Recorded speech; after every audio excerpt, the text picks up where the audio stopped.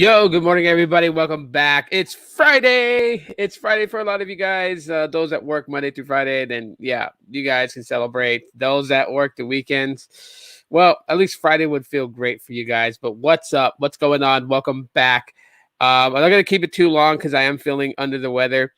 I may just do this, and then afterwards, I may just do another live stream, but just probably play something on Stadia and just kind of chit chat a little bit. Um, who knows? Who knows what's going on? But anyways, guys, welcome back. It is Aloha Friday podcast to close out the week. Who knows? Maybe I should start recapping what I spoke about throughout the week, just kind of reiterate a little bit more and allow me to kind of just talk about things that maybe I may have kind of forgotten to talk about on previous episodes. Who knows? But anyways, as the thing says, Android tablets still have a use. Yes, they do. I'm going to share mine with you guys. On top of that, Pebble SmartWatches, they're still usable. They're still usable, and I'm going to share with you guys what I did to make them usable. I've made past videos about this, but there are some people that still. I kind of threw myself out of there. There's still some people that kind of still, would use a Pebble smartwatch still till this day. And actually, I am doing a specific video dedicated to the Pebble smartwatches. Red Rum, what's up, man? Welcome for coming in here. Hey, what's going on? Hope you're having a great day. Yeah, I'm feeling a little bit under the weather, but I still do a podcast even though I'm not feeling all that well. So thank you for asking. Really, really appreciate it.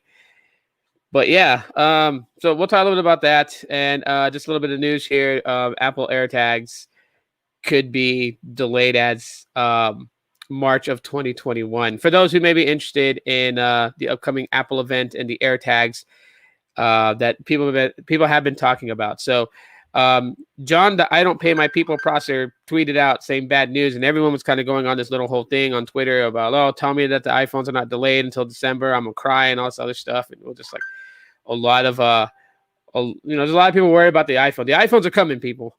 The iPhones are coming. Apple's not gonna name their event high speed and not deliver on that. Let's see. Hello, new channel name. Gene G Info. Capitalize I in info, man. When you edit your channel name. But hey, you know what? Nice. It kind of strays away from that. Alejandro, what's up? What's going on? That's a very interesting point. Gene. Very good idea for you to kind of go that route with the name. Kind of off topic here, but I'll talk about it anyways, right? I like to share insight about YouTube and content creators and stuff like that. There are a lot of YouTube channels that have the word tech in their name. Tech. Or like mine's previous was Aloha Android. Had to do something with mobile technology. This has always been something that's goes on. There's always channels with mainly the word tech in the name. So the fact that you went with Gene G Info kind of gives it a standout from the rest, because it's not normally like last time you had it like Gene G Tech or something like that.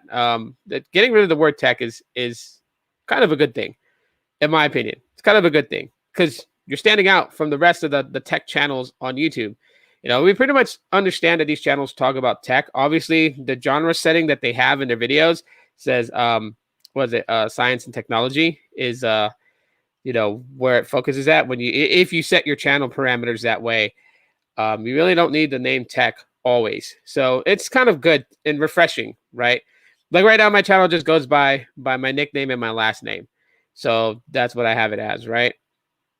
And doing these daily podcasts and, doing these videos and whatnot, it's just pretty much what it is nowadays. So, that's kind of cool that you change it out to that. Also, real quick, big shout out to the channel members. Thank you guys so much for being a part of the channel. And yeah, so gearing up to get those perks out for the level of perks that there are. But again, just shout out to Mayang, to Angelica, Jean, Paul Boyd, Lawrence, and Kazi for being members of the channel. And yeah, Big shout out to you guys. Really, really, really appreciate you guys so much. Again, for those people who may, in fact, want to support the channel, there's a link. If you guys want to support it and have it directly go to me and not percentage taken by YouTube, there is your best bet right there to do it if you guys want to do it that way. And yeah, if you guys want to know my socials, not my social security number, but my social media platforms, they are right there at the bottom for those people who may be interested to connect with me on social. And if you guys connect with me on social, you guys could talk to me about just about anything other than tech. I mean, you guys can talk about tech too, but if you guys want to just talk about anything else, definitely can interact with me. My life is not always consumed with tech. I talk about it on YouTube, but it's not on a day-to-day. So yeah, just wanted to get people briefed up on that. And yeah, we'll go back to Aloha Friday. No work till Monday for some.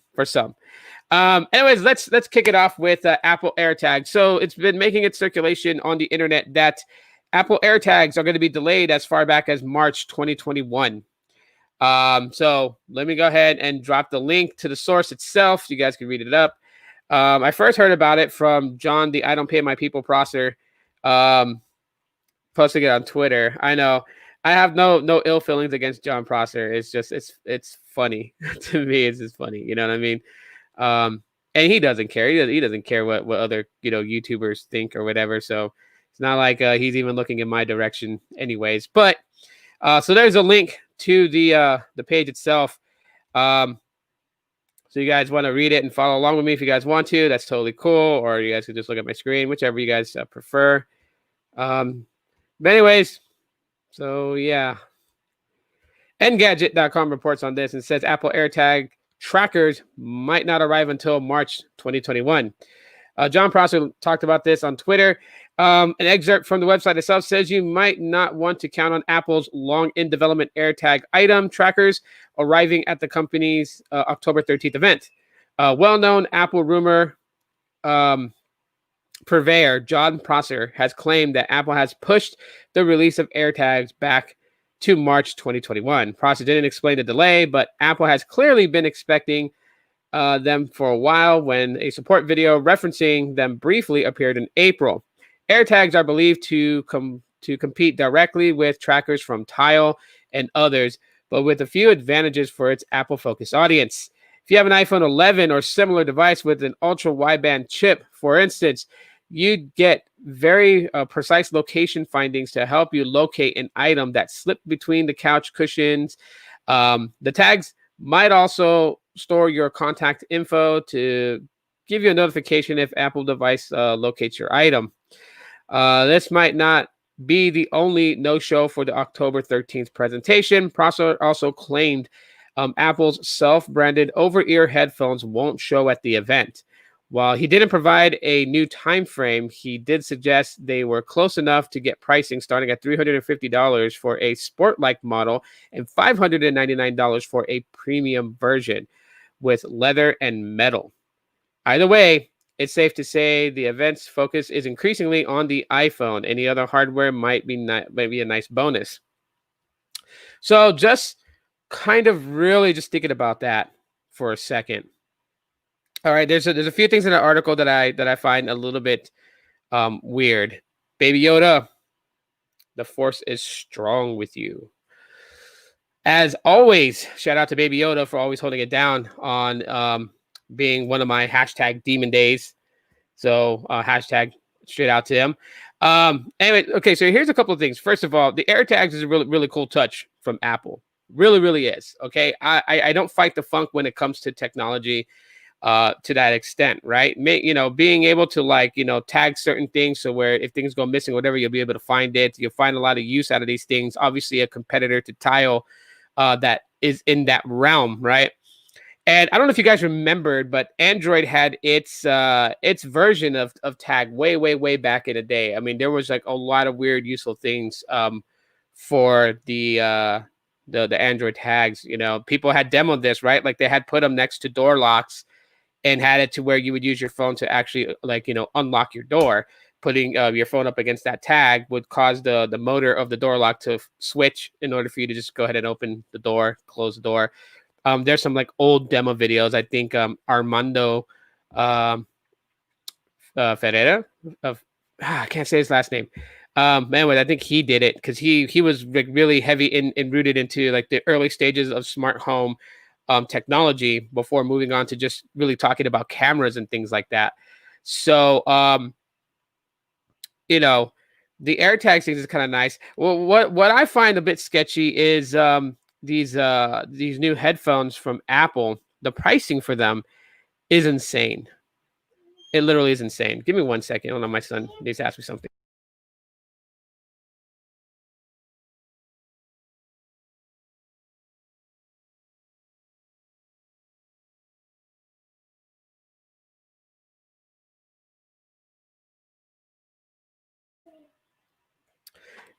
Hashtag daddy daycare, daddy duties calls, no matter what I'm doing, whether I'm podcasting or whatever. But anyways, so $350 for these headphones. You have the more premium one going for $599. Right off the top of my head, the first thing that came into comparison, I know some people are going to be like, shut up, Tito, again with that. But paying $599, $600 for a pair of premium headphones from Apple, or buying the millimeter wave capable version of the Pixel 4a 5G. It's like the new trend that's trying to be set here. It's almost like smartphone accessories and just day-to-day accessories are starting to breach that pricing realm. $600 for a pair of headphones. Man, they got to have like some sort of like neural technology in them. You know what I mean? Like be able to know what I'm thinking. Like for $600, to be quite honest, if I'm gonna buy headphones for $600, like I said, neural technology, I want those headphones smart enough to know, like, if I want to listen to, um, you know, Heretic Anthem from Slipknot, and if I think it in my brain, it just automatically changes the song to that song. You know, like if I want to make a phone call, it automatically knows to stop the music and just boom, dial the number that I want to talk to somebody and make that phone call for $600. $600 headphones. It better have that smart technology in it. You know what I mean? Like in the movie Big Hero 6, where you wear that Neuro band and you can control the microbots. All right. The headphones better be able to control the microbots for $600, because I don't understand why it would cost $600 for these headphones. I just don't see it.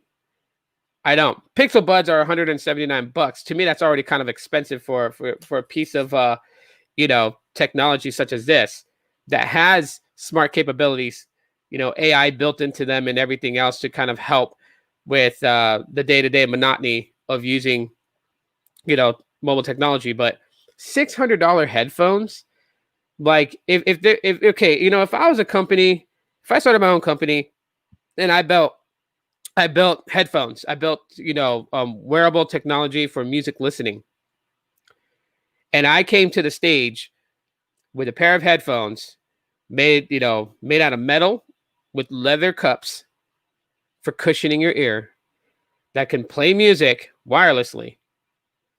And you had the native built-in assistant at just the tip of your tongue to say the hotkey to activate it, with no real other advancements in technology. And I told you that these headphones of mine were going to cost $600. I would not blame either one of you guys if you guys shot me, or if all of you guys collectively together, firing squad, shot me. $600. See, it's not even about the AirTags being delayed anymore in this conversation, because the AirTags being delayed, I understand. Most people that's like ready for this October 13th event, some of them may be interested in AirTags because it's cool. It's not brand new technology, because there's other companies that have done it before. But I mean, being delayed to like March 2021, I mean, people are okay with that. 2021 is right around the corner. I think it's safe to say that a lot of us are pretty much done with 2020, and we want to get past these last couple of months already and just get to the next year, and maybe life will start to get better for us again. We're okay with that. We're okay with that delay, but then I hear about a possible delay in these headphones. I'm like, oh, okay, that's gonna suck for people who were like, waiting for these Beat Studios. I think that's what they're called. Yeah, that's gonna suck for them. But then when I start seeing the pricing, like a sport edition, $350, like a sport edition, one that is solemnly built for the active human, for the person who goes running every morning before work, for the person that hits the gym 5 days a week. And I'm like, okay, $350. Well, what do you get with these things for $350? And then I see that the premium one is $599, $600. So I'm thinking to myself, Apple has to have some sort of neural technology built into these things where, like, I don't even have to utter a single word. I don't have to say, like, hey Siri, play, what's a good song? Play The Warmth from Incubus. I don't have to tell her that. Like, Siri's got to know it now. She's attached to my brain. She's got to know my brainwaves already. She's got to know that, hey, this guy wants to listen to The Warmth from Incubus. Switch track to that song automatically, seamlessly, right? Like, they got to have that technology. For $600, they got to have that technology. I mean, what the hell else? Am I paying, let's say material cost of everything and the technology built in it? Let's say I'm paying $300 for the headphones and then another $300 for the Apple logo. Is that really what I'm paying for? Because I'll tell them right now, customize mine and take the Apple logo off and just charge me $300 for, or maybe $350. I'll give you guys a $50, what's it? My mind's running a mile a minute. ADHD, hashtag ADHD problems. Whew.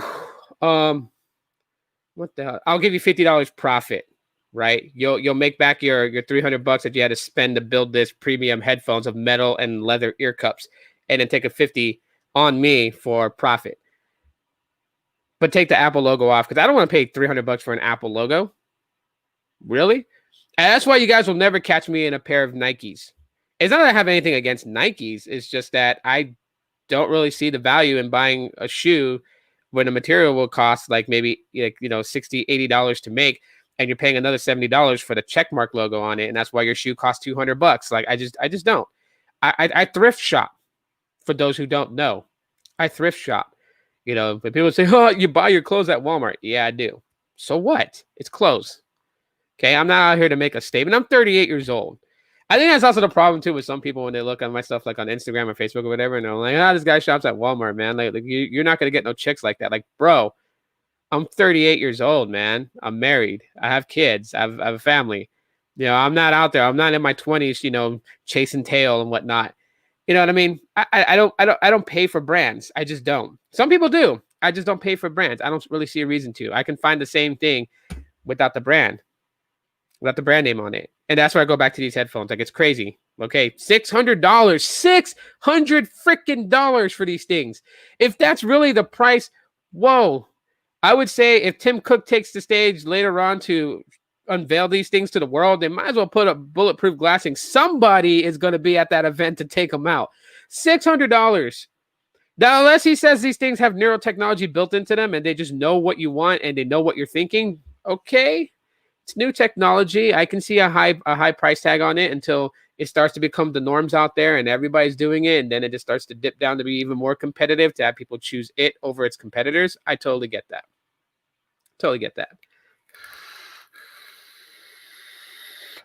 But anyways, all right, let's kind of just skip past this. Anyways, yeah, AirTag's delayed till March 2021, and Apple has lost its freaking mind with $600 headphones. All right, next subject as it is, the Pebble SmartWatch, or Pebble SmartWatch. It's still there. It's still on my wrist. I decided to throw this bad boy back on. I decided to play around with it. I'm actually going to do a video really just talking about them. And yeah, these aren't the only ones I have. I mean, this is the Pebble Time that sits on my wrist because I like a little bit of color on my watch faces. But yeah, I have the original Pebble watch, the original, fat buttons and all. And you can see that the e-ink display is partially suffering there. And then I have the Pebble 2. So I have total 3 Pebble watches. I never got to actually beef my collection up when it came to the Pebbles. I never got to get a Pebble Time round, or the Pebble Steel, or the Pebble Time Steel. I never got to get any of those. I'm still on the market hunting for those. However, Pebble watches, right? So Pebble basically sold out to Fitbit, right? Fitbit acquired a lot of its intellectual property and, its patents and things like that. Basically took that, and Pebble shut down, right? Fitbit had it. Now Fitbit is acquired by Google. So now Google has it all.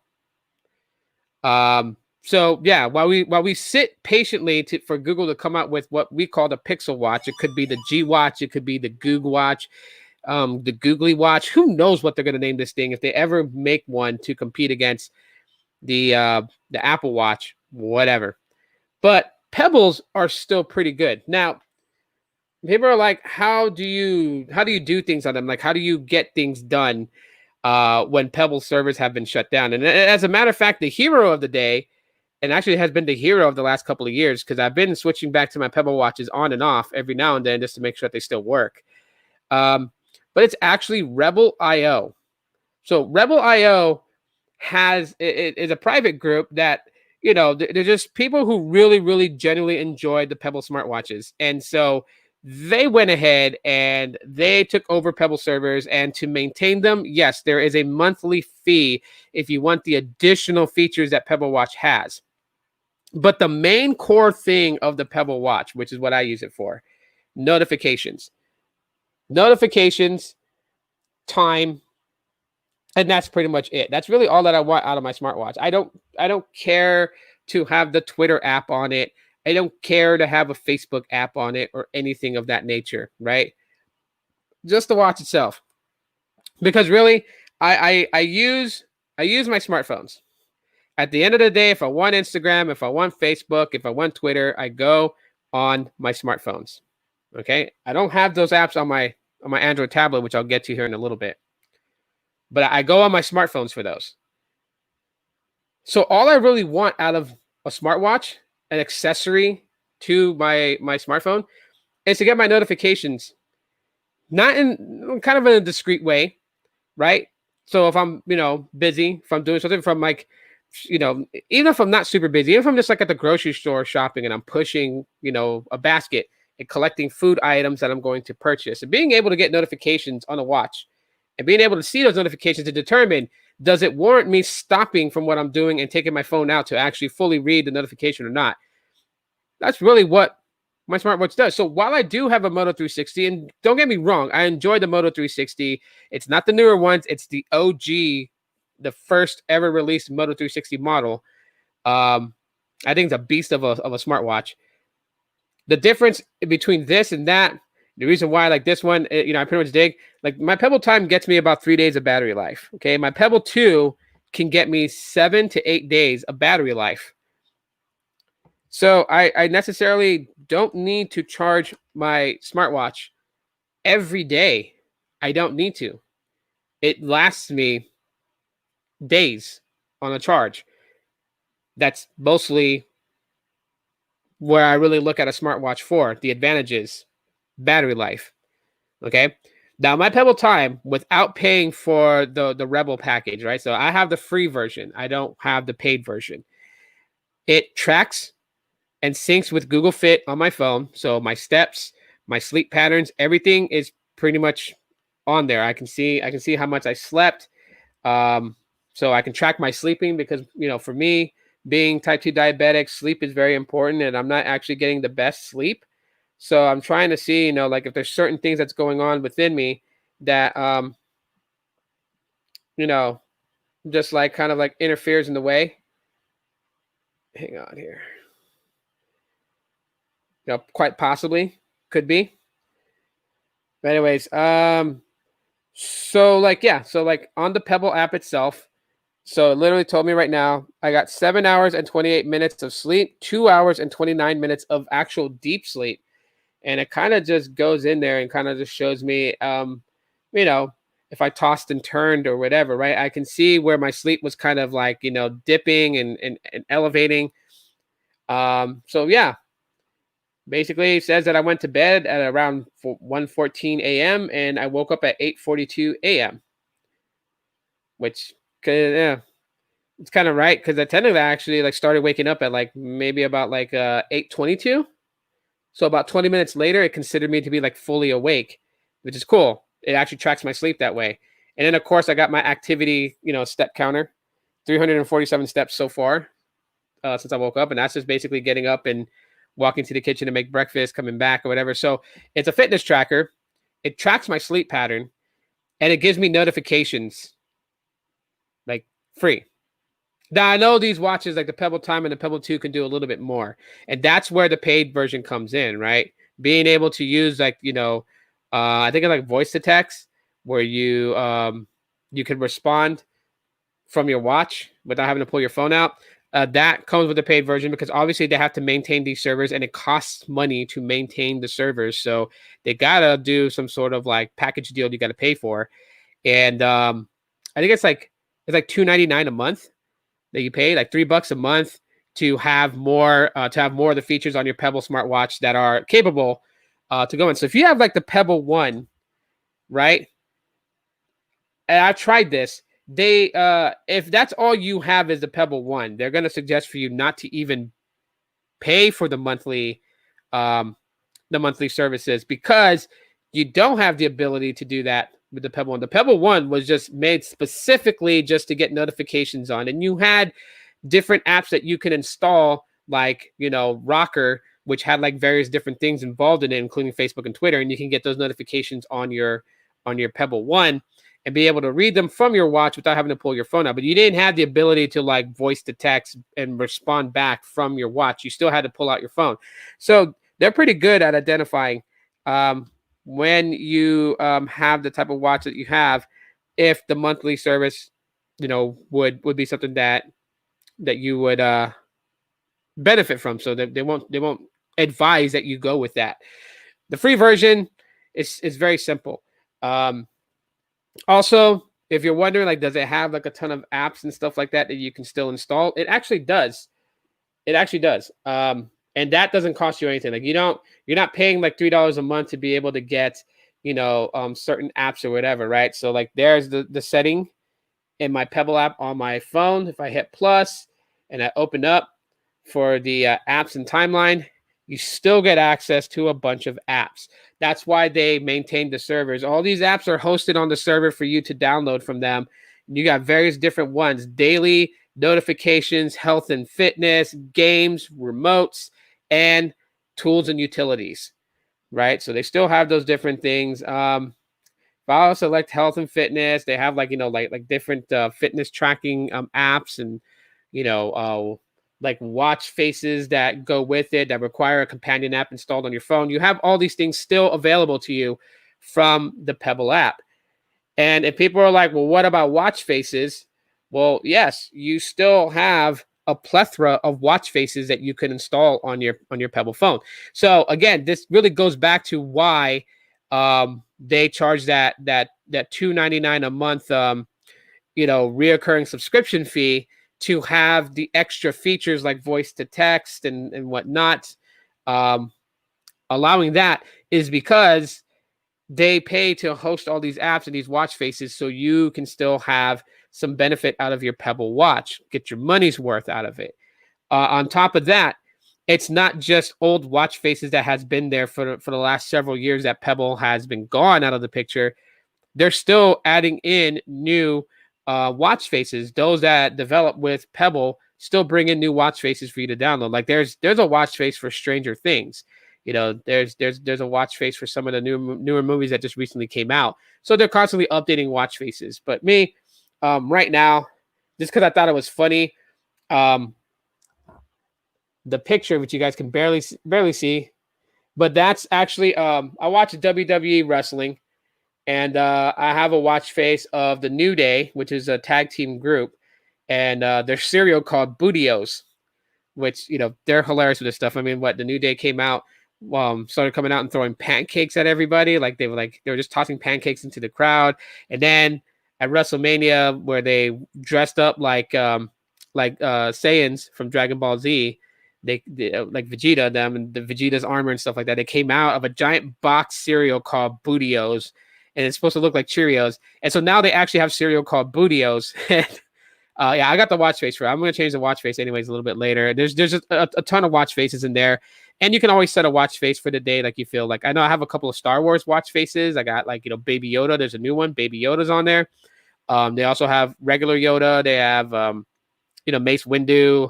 Anakin Skywalker. Like during the day, it's Anakin Skywalker. Once it passes 6 p.m., then the watch face changes and Anakin becomes Darth Vader at night.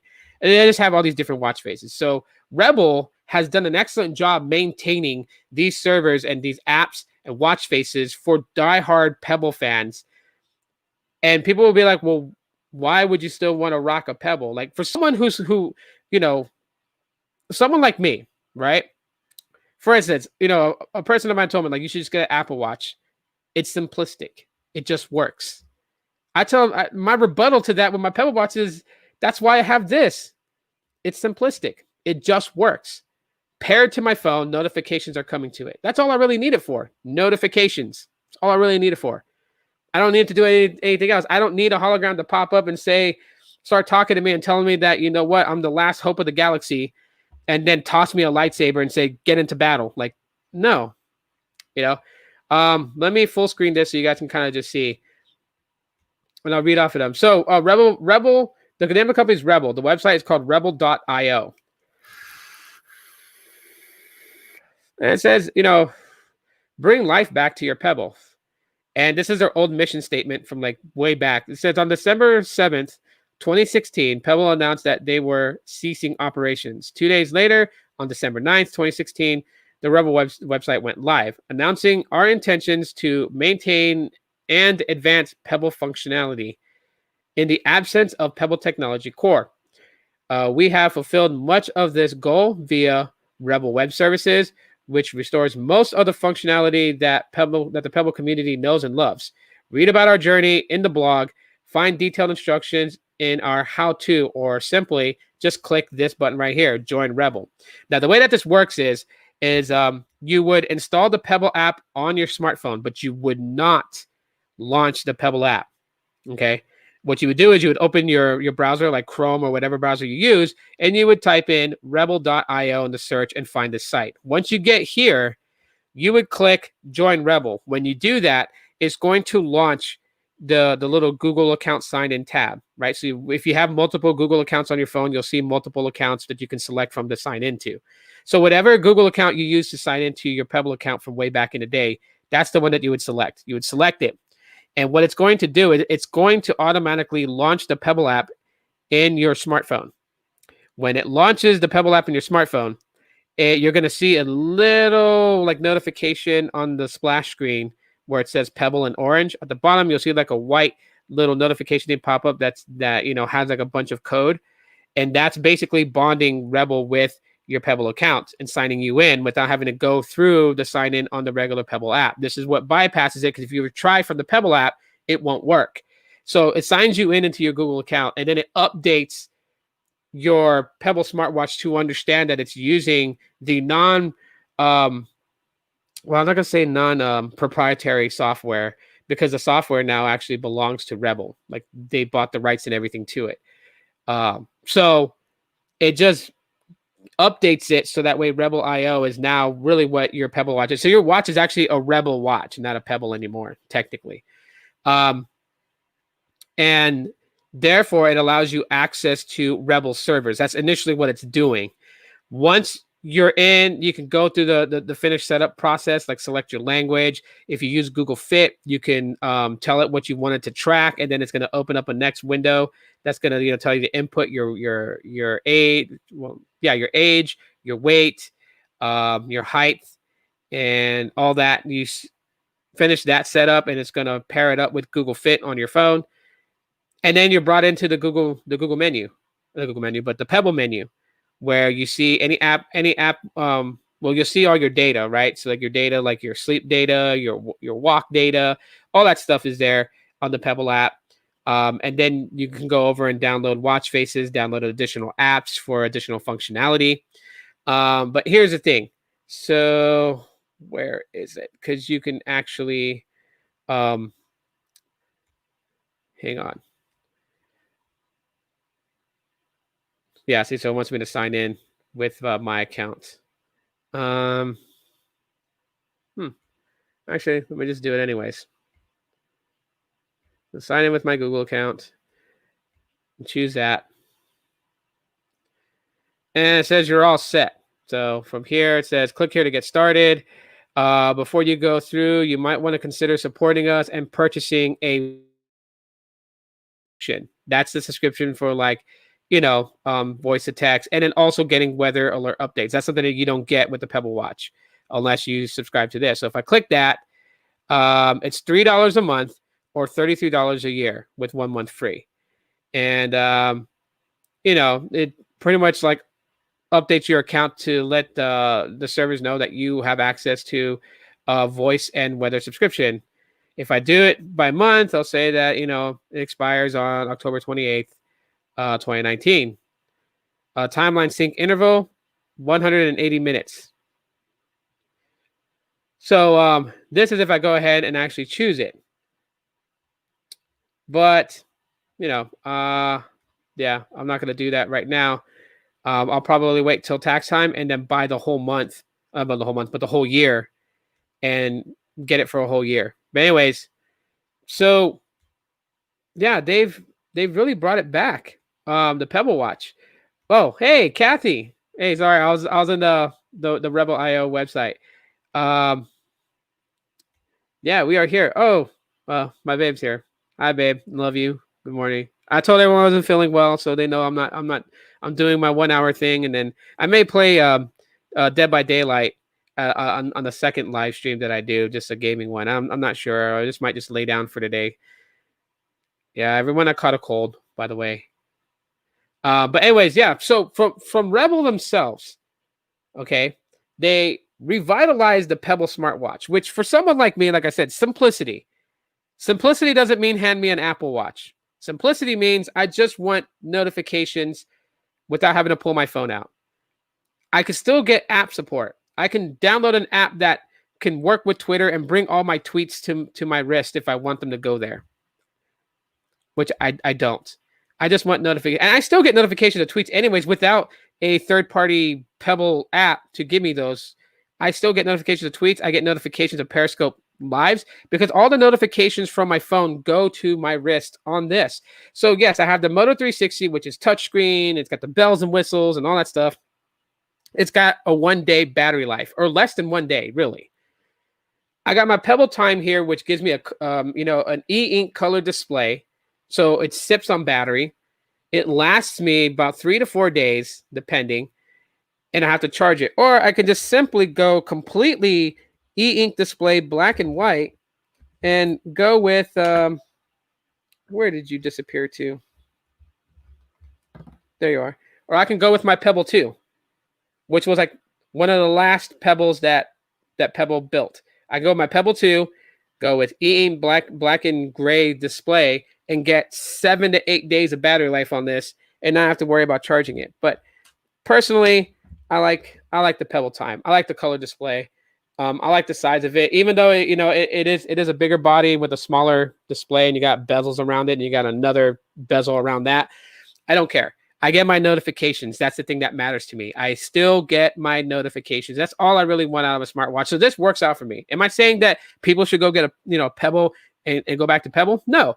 But if you have a Pebble, if you still have a Pebble smartwatch and you're like, I like that thing, but Pebble and their stupid decisions of trying to do Kickstarter after Kickstarter after Kickstarter when they should have made enough money to just function as a company and continue on, because that was their biggest downfall. The CEO, the president, whatever he was, the founder of Pebble was greedy and wanted to pocket a lot of the money that Pebble has made. Because that's how Pebble started. They were one of the main recognized companies that was part of Kickstarter. Kickstarter, which you guys know, literally is like if you have an idea, like say you wanted to create like the ultimate smartphone, you had an idea, you knew how you were going to do it. You would draw out your business plan, you would lay out in detail of why your phone is going to beat out all the other competition, and you would throw up a campaign on Kickstarter. People would find it. If they believed in your work, if they believed in what you were going to do, they would donate and support to you to help you build capital so you can make it happen. That's what Kickstarter is, and that's what Pebble did on Kickstarter. The problem with Pebble was the fact is that they had a great success with their very first Kickstarter campaign. They made more than enough when they seeked out help. they were like, what if you had a watch that can give you notifications on your wrist from your smartphone and you didn't have to bring out your smartphone every time? Everyone was like, yeah, that's what we wanted. So boom, they did it. And they raised up more than enough money to build the original Pebble watch right here, the Pebble 1, the OG Pebble with the fat buttons. I like these buttons. These buttons are clickable. I like them. Don't get me wrong, I like the ones on my Pebble Time too, but they made them smaller and symmetrical and yeah. But anyways, but these big buttons, they were awesome. And then they wanted the Pebble Time. They wanted to build a Pebble smartwatch with a color e-ink display. And people were like, yeah, I like color. You know what I mean? Because I remember back in the old days with TV, where TV was just black and white or black and gray. And then the first color TV came out. Like everyone had to have a color TV because now they were going to see their programming in color. It was the same thing with the Pebble watches. Everyone was like, yeah, I want a Pebble watch with color. And so they made the Pebble Time.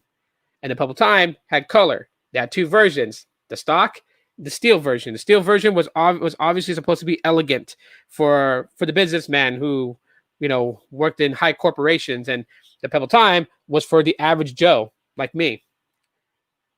It was great. Then they made the Pebble Time round, a more like elegant for the woman, because a woman could wear this if she was like jogging and whatever whatnot. But sometimes women love to accessorize that goes with their outfit and just something that looks more elegant and I don't want to say dainty because that's not really the word for it. But anyway, the Pebble Time round was basically then made a round body, round display, thinner watch straps, and a more elegant look to it that would match any ensemble that a woman wore, outfit, dress, whatever they reference it to as, and be in keeping with the woman having something that would go with her dress or go with her outfit, her shoes, her purse. Because believe me, women accessorize, and by godly, they know how to accessorize. You know what I mean? Like me, I couldn't put anything together that would actually look appealing, but women can. They know how to do colors and stuff like that. Like my wife always teased me because when I was younger, my 20s, she was like, oh, you had to match everything. But my idea of matching everything was like, if I bought like flannel shorts and like the colors on them were like blue, yellow, and white, then I would put a shirt that had blue, yellow, and white. But just because the colors matched didn't exactly mean that it matched the way that women can match outfits. You know what I mean? So, but anyways, going off topic there. Again, those hashtag ADHD problems, because I have them. The Pebble Time came out. And after that, then they made the Pebble 2. And the Pebble 2, they really focused on health and fitness because you had two versions of the Pebble 2. I have the original version of the Pebble 2. And then you had the Plus version, which had, I think, oh man, I don't remember which radar it had. I don't want to say it was an EKG. I don't want to think, no, it wasn't that. Or the heart monitor. That's right. It had a heart monitor sensor in the Pebble 2 Plus. I need to find one of those Pebble 2 Pluses because I really want one. And I want the color that's in like green and white. That'd be so cool if I can find one. I'm actually going to hunt for one. ADHD for life, says Red Rub. Yeah, that's my first world problems, ADHD, man. I can go off course. Alex, thanks for coming in, man. Appreciate it. But yeah, so Pebbles, you can still revitalize them using that right there, Rebel IO or Rebel themselves. Thank God they're still around. I appreciate them. And thank God there's people subscribing to them. And I'm actually going to open a yearly subscription to the dictation and weather services because those are the only two things you don't get with your Pebble now. If you were to blow the dust off your Pebble and connect it with Rebel and use it again, you get notifications, you get app support, you get watch faces, which I think were some of the main quintessential core things of the Pebble Watch that people really wanted. Weather is good to have. You can be told the weather, but you know what? I can just pull my phone out and look at the weather if I really need it. And the voice to text thing would be really cool. I think some people could really utilize that. And so that's why I think that the $3 is not asking so much for a monthly subscription or $33 for the entire year. So you're paying for 11 months. And you're getting 1 month free if you do the yearly option. I think that that's cool. Yeah, I would love to be able to just like, hit reply back, but you also have regular reply back. So if it's something simple, like if someone texts me and says, "Hey, are you busy?" And my answer is going to be yes. I don't need to voice text back yes. I have preset messages already in here, like, "Yes, I'm busy. I'll get back to you later." I could always change up the messaging so it fits around what I would normally say. And I could just select one of those and hit reply back, and boom, it replies the message back for me. So I don't really need to use voice to text. However, after just really kind of thinking about things, tax time, I do have a little bit of money to burn on myself. I think I'm gonna go and just do the yearly subscription with Rebel and pay them $33 and have dictation and weather back on my Pebble watch and be good to go. Um,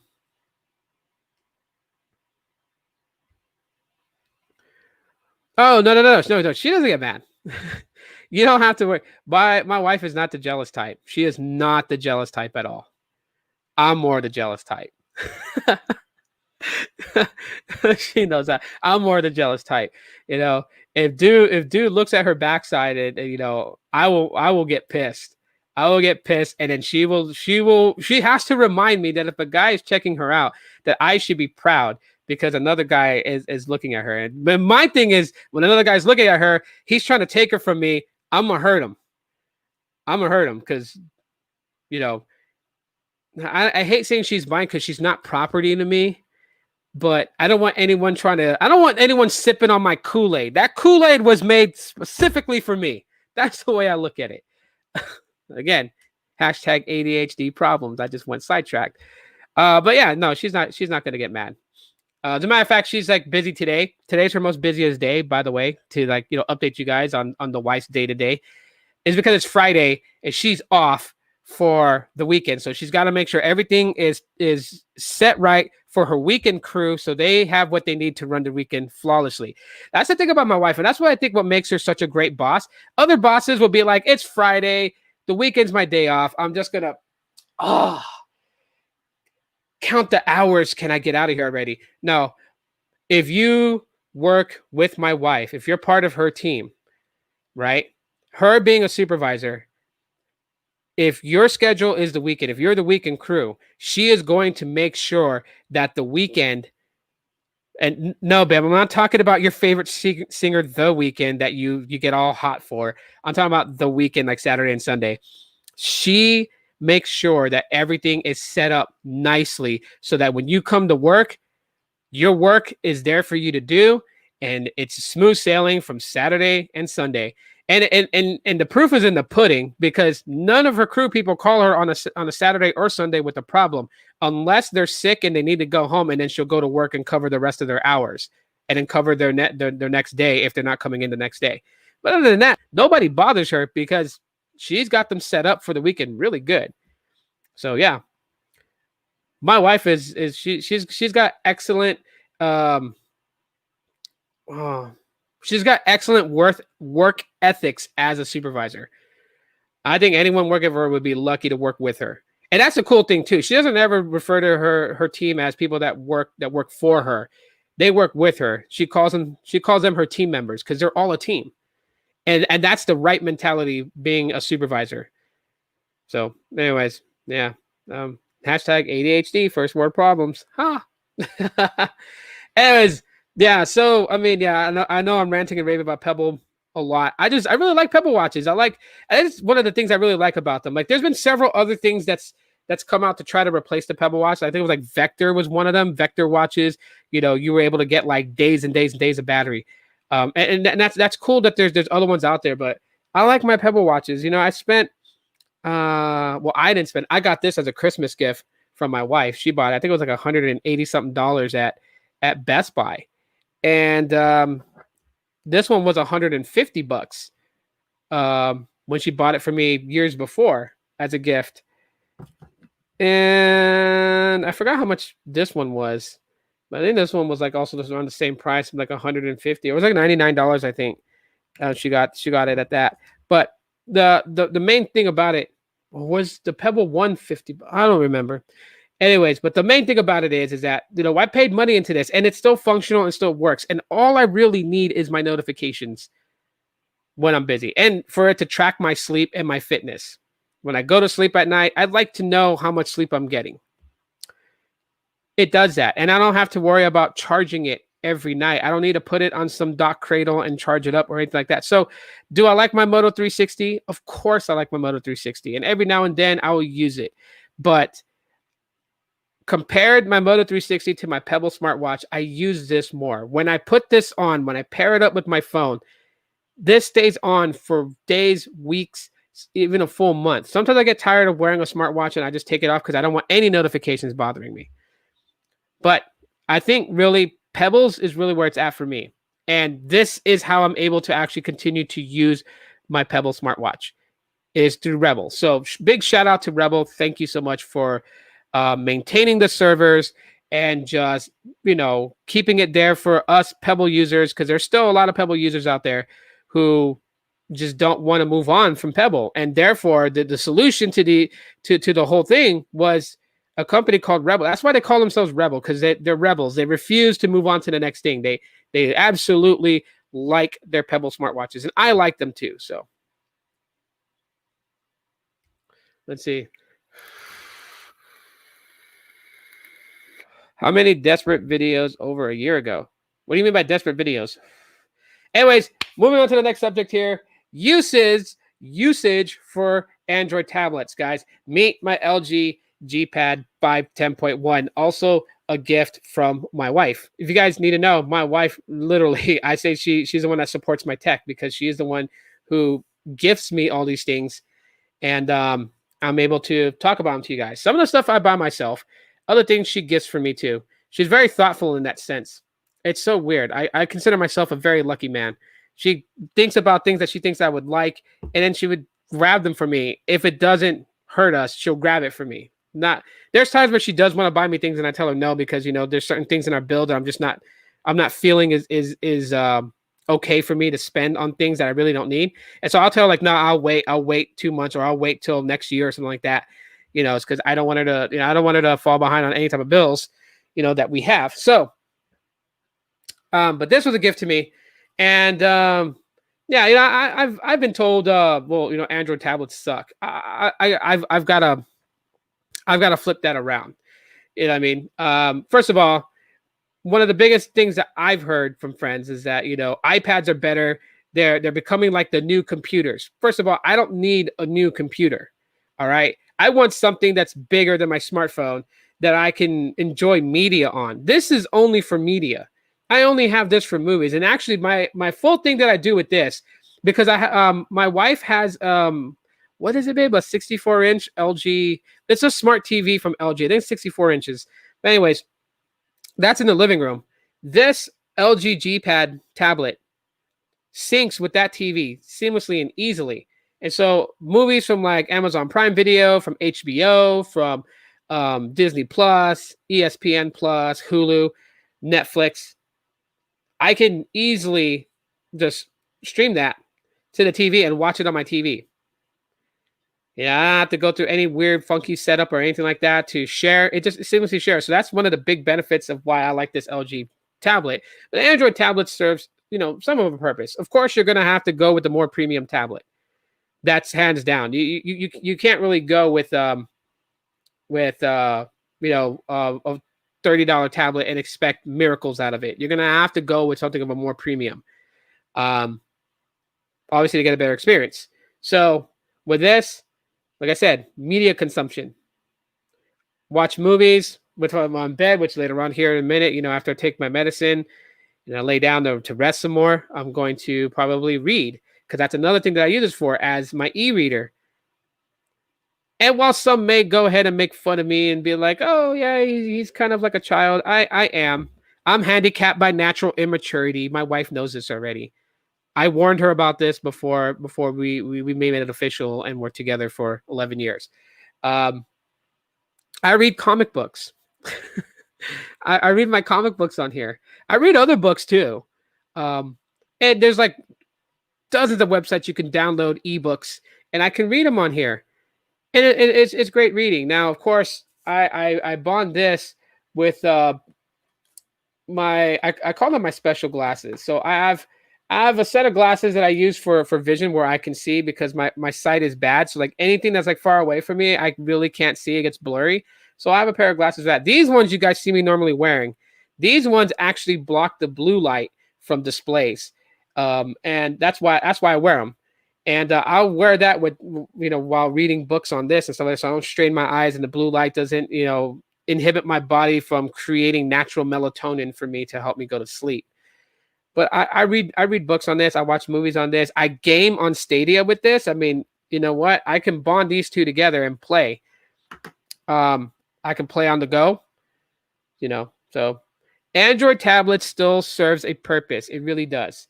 I would just say this: if you're going to go with an Android tablet because you don't want to buy an iPad, your ecosystem is Google. I say Google because Android's in it, Chrome OS is in it, Nest. Yeah. If your ecosystem is Google, you're going to want to go with a more premium priced one.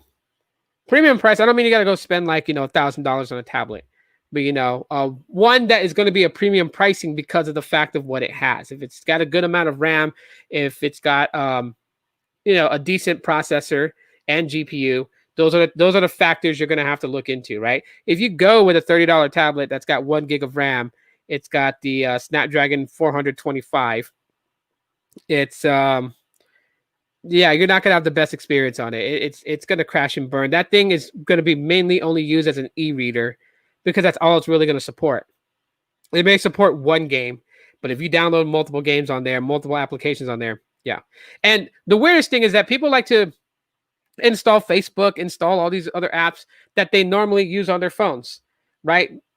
Social media that people use on their phones, they end up downloading on their Android tablet, and it never gets used. So I tell the people, like, if you look at social media through your phone, and this is where your number one attention is at for your social media usage, then don't install those apps on your Android tablet. You're taking up space, it's sucking up RAM, it's using it just doesn't need to be there. So why have it on there? Don't.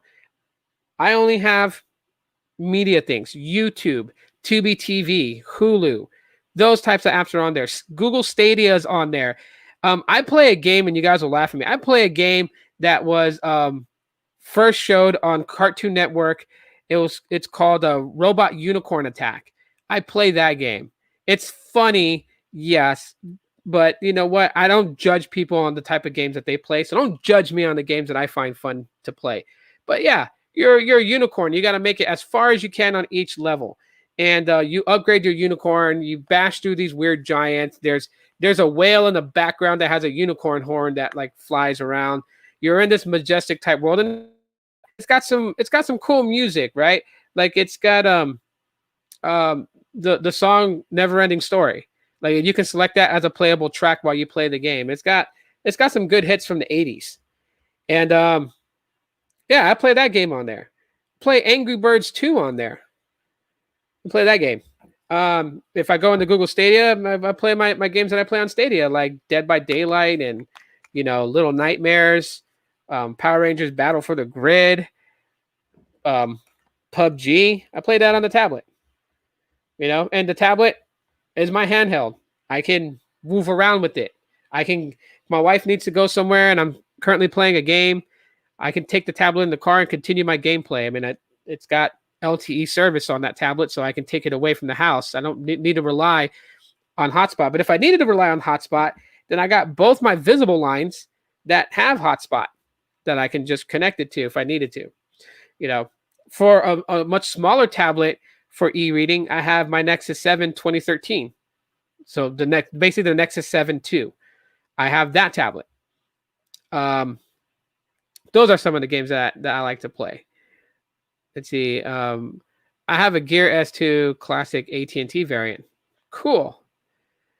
I play Traffic Rider. That's it. Never played that, but I'm gonna go check it out now just to see like the type of game that you play. Now, on top of that, it does act as a second display too. If you guys wanted to know, like when I game on Stadia and do a live stream, because I have to switch tabs into the Stadia tab to play, I can't play it from the StreamYard tab, so I can't see all the comments that people are doing. So what I actually do is with this case right here that trifolds into a stand, I have my tablet literally sitting right here with all the comments going, and I'm able to just quickly look and see the comments and be able to react to the comments while playing the game. That's what I use it for too as well.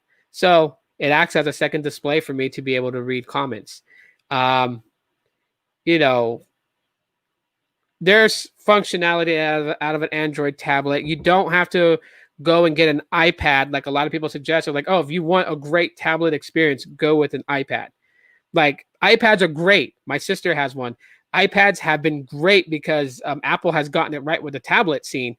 But doesn't mean that Android can't deliver an experience that's going to be good. It depends on what you're looking for out of it. Now, if you want like a micro computer, if that's really what your source is, then yeah, an iPad's really kind of a way to go. But even then, I can turn this into a micro laptop. I got a Bluetooth keyboard that pairs with it that allows me to use it with a different functionality to use it basically like a computer, like a Chromebook. I can basically turn this thing into a Chromebook.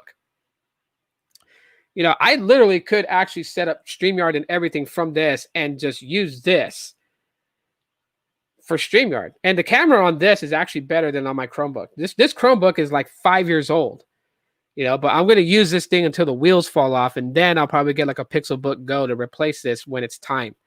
But it still turns on. It still does what I needed to do, which is host my StreamYard live streams to YouTube and to Twitch and Facebook.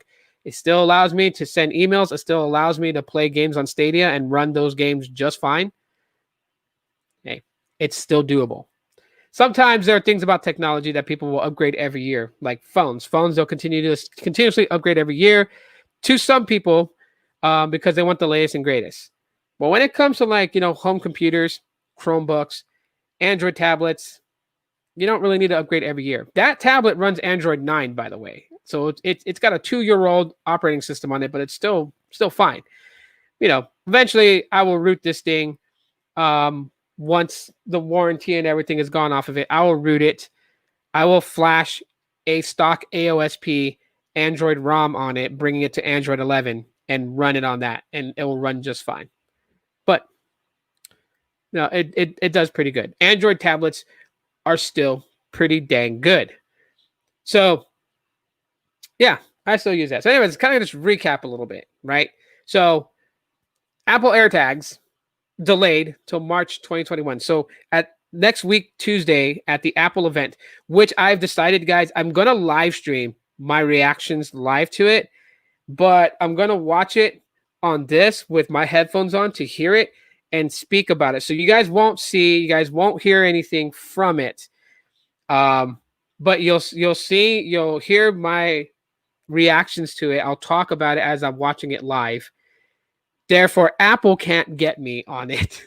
And I can just on the spot react to the event. As far as like, you know, the fears from because that's where John, I don't pay my people Prosser. When he did that tweet, he had people fearing like, look, no, the iPhones are going off without a hitch no matter what. They've already named their event High Speed.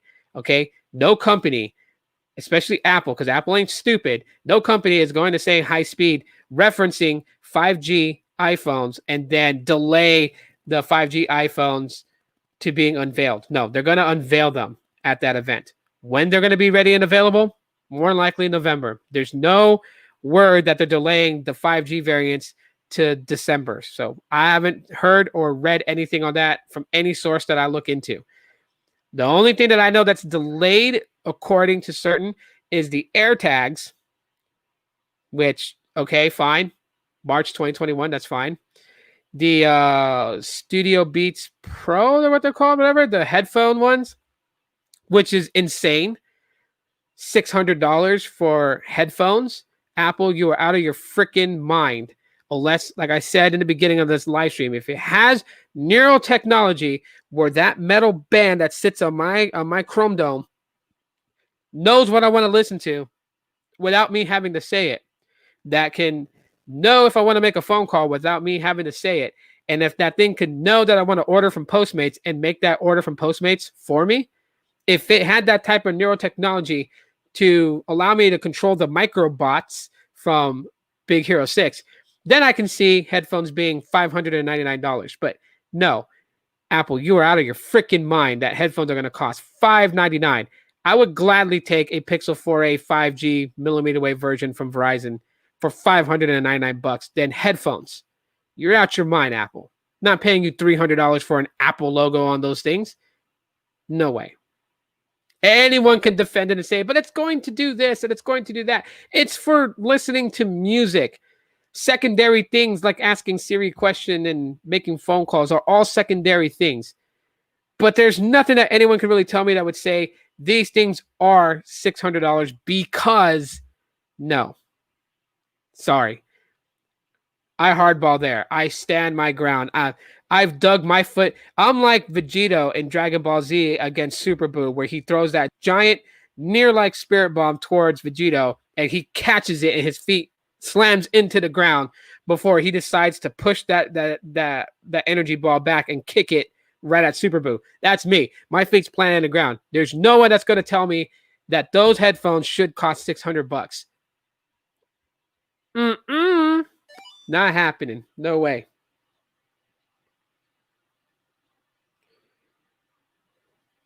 Okay. That's all I want a smartwatch for. Notifications. Email. Not important. Don't need to check it. So anyways, before I close this out, I just would love to know, how is your guys' day doing, everybody? What plans do you guys have for the weekend? And if my wife is watching, I'm not saying you have plans with the singer The Weeknd, so stop it with that thought. Because I'm the weekday and I'm better. That's why. But is anyone doing anything interesting this weekend? Anyone going camping? Anybody going to go fishing? Maybe going, out to play a sport. Maybe you have like you have like a group of friends that go to the park and play football. Full contact football. I wish I had that many friends here in Phoenix to do that. I would love to do that. I mean, yeah, I'm not in the greatest of shape, but that would help me get in the greatest of shape and have fun while I'm doing it, is playing full contact football. Because I know it'll be taken easier here, because it's like, if I play with a bunch of people, like, yeah, I'll get tackled and everything like that. I don't got to worry about 275-pound Samoans like rushing me. Like, no, I don't have to worry about that here. Let's see. I agree. I'd be happy with $16 pair of earbuds from Walgreens. Yeah. You know what's funny, Kathy? You say that. Some of the really awesome like earbuds I found, are like $16 or $10, are like at a CVS or a Walgreens. Crazy. I call those hidden gems, because no one would think to go to like a Walgreens and buy some headphones or earbuds and actually think that they would produce really good quality sound. My off days are ending this weekend. Oh, geez. Yeah. It's been great. I'm planning on helping my aunt pressure wash the driveway. Oh, nice. Sweet. Going to speed test my Verizon postpaid line. Obviously, we're going to see some videos from you on that. I'm going to go out of town Sunday for a village fair, or how it's called. Village fair. Is that like... So if I get this wrong, don't murder me.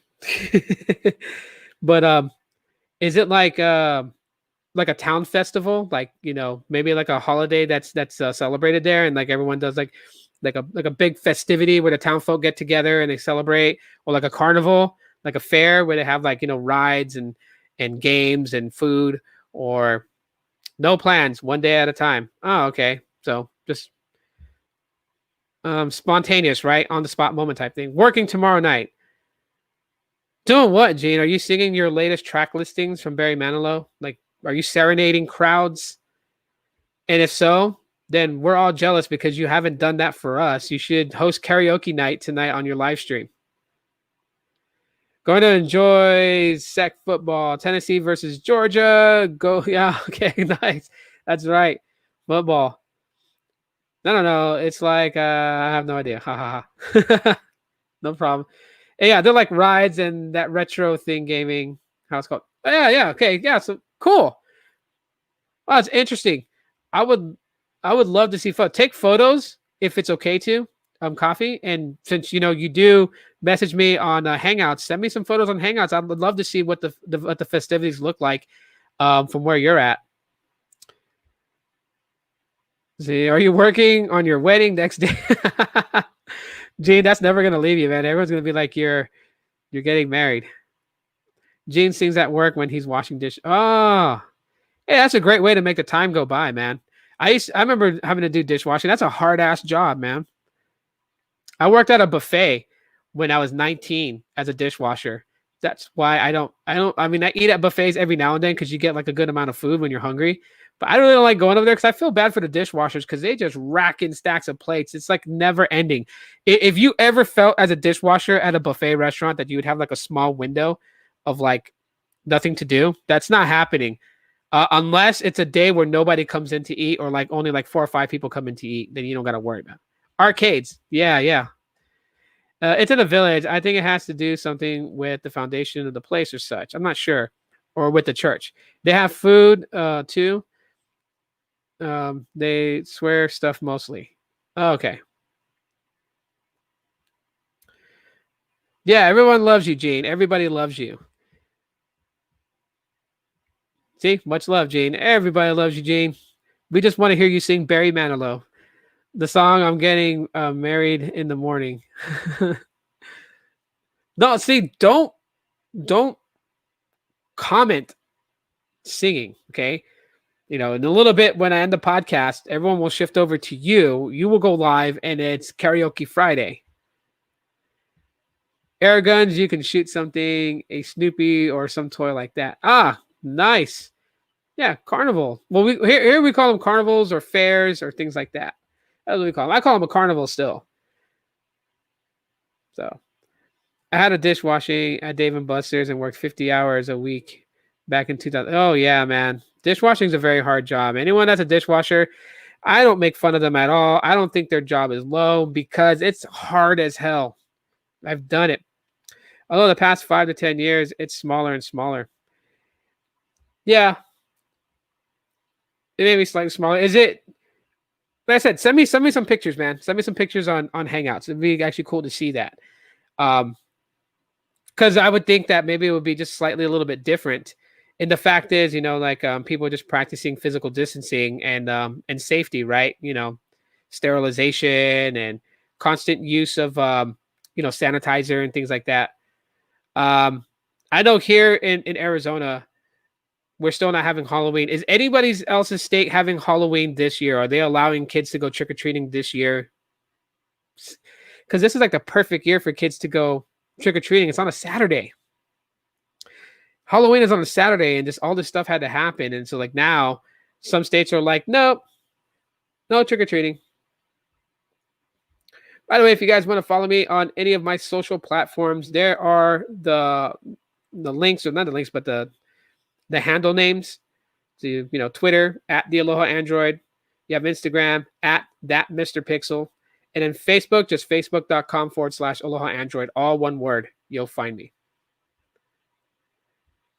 And also, still a big shout out to the members of the channel. Really appreciate you guys for being a member. Yeah. If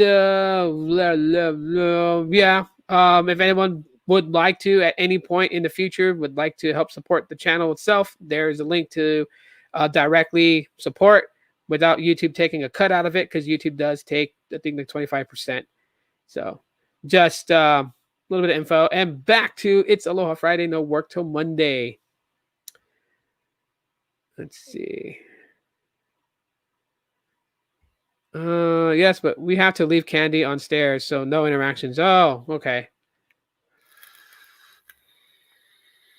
Do you guys see the hypocrisy in that, though? Kids can go trick-or-treating. You have to leave your bowl of candy outside.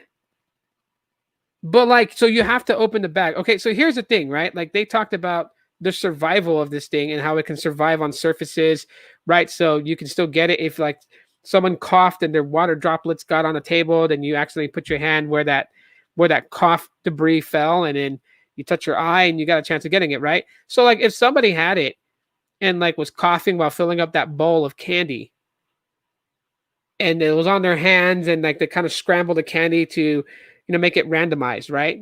Some kid grabs it, puts it in his bag, he still has the germ, the thing on his finger. He touches his face, and boom. I don't know. I think it's weird. Plus, too, it's not fair because this day with the mentality, people are out to get it for themselves. So I already know if I place a bowl of candy outside, some jackass is gonna come and grab almost the whole thing, or even not just dump the whole thing in their sack and walk and leave that bowl empty. And I'm gonna have to come out, look, and be like, it's empty. Like, I don't know. That just takes the fun out of it too. Like, I'm older now. I know, I can't go. I mean, I could go trick or treating. Really, I believe that there really is no age to stop. But I'm at the point of my life where I'd like to see Halloween costumes and see what kinds of stuff kids come up with. Because I don't care for these store-bought marketed costumes. I like when kids actually make their own costumes. If they make themselves a ghost by using a sheet and just cutting out holes for them to see and just going down the night. I like where kids make themselves like a hunchback, shove a pillow in a shirt and just paint their face and put on, fake teeth and whatever, like I like kids that try to be a werewolf. I remember I seen a kid who made his own werewolf costume, and what he did, kind of sad though, but he used carpenter's glue on his skin and threw fake hair on his arms and wrapped everywhere and put it on his face and everything. So I'm sure he had a hell of a time trying to get that costume off, but I mean, it kind of worked. He did look like a very young wolf man. So, I mean, like, why not?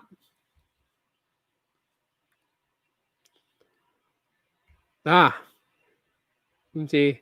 Yeah, definitely not the perfect plan. We actually never get kids anyways. That's sad. If I lived near you, me and my wife would have taken our kids to your door to go trick-or-treating. Then we would have walked around the block and came back again and rang the doorbell. Just trick-or-treating is like, oh my God, man, I can't believe they screwed my freaking holiday, man. This is my favorite time. I'm actually planning, maybe tomorrow I might go live mobile. So I might go live from my phone and go inside like one of those, like we have a Halloween shop that's set up every year around this time. I might go in there to see like all like the Halloween decorations you can buy for your home or for your makeshift haunted house, and just kind of look around and just, yeah, see what they have this year. Because if we were going trick-or-treating, I'll show you guys the character I was going to be for Halloween. He's actually a WWE wrestler. Let me find an image. And yeah, there's like places that sell the mask and they sell like the lantern. I'm trying to find an image where he's holding his lantern. His lantern's actually pretty cool. Where? Oh, why does every shot have to have him with the WWE Universal Championship? I want him to have his lantern.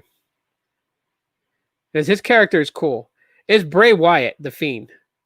That's who I wanted to be for Halloween, to walk around. My kids are actually kind of scared of him. I'm trying to find a picture where he has his I guess I could show you his lantern afterwards then, because there's a photo from www.shop.com that has his but anyways, all I would really need is the mask. So let me screen share this so you guys can see.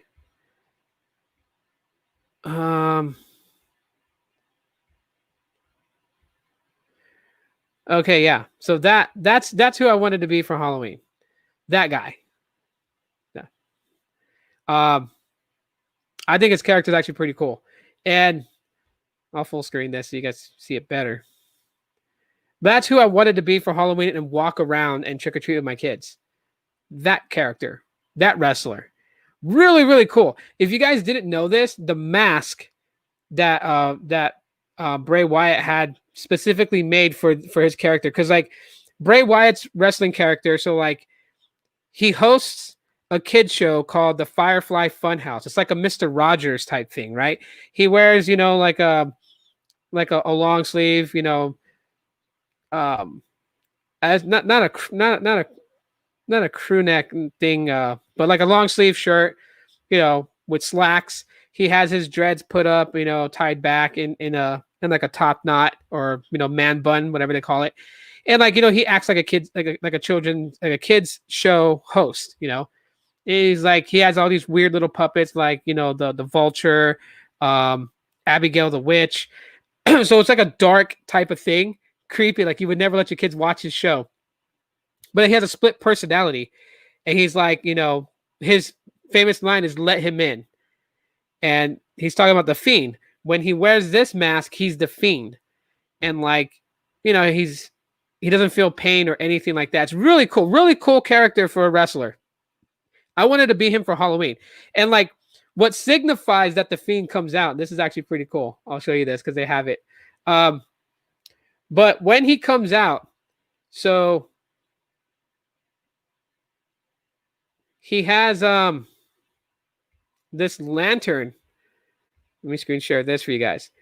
When he comes out to his intro theme as he's approaching the ring for a match, he carries his lantern. And as you can see, the lantern, it's Bray Wyatt's head, but the mouth completely open wide. And then inside, of course, the light shows. So if I go here, right, the light turns on. And it's like as if the fiend came out of the head. And he carries this head lantern to the ring. And it used to freak people out when he first came out, but now people are used to him. But people love this character from WWE. And yeah, this is who I wanted to be for Halloween. I wanted to be the Fiend, and I wanted to walk around with my kids and carry this lantern and scare people. Fun fact, I'll share this story with you guys. I'll share two stories because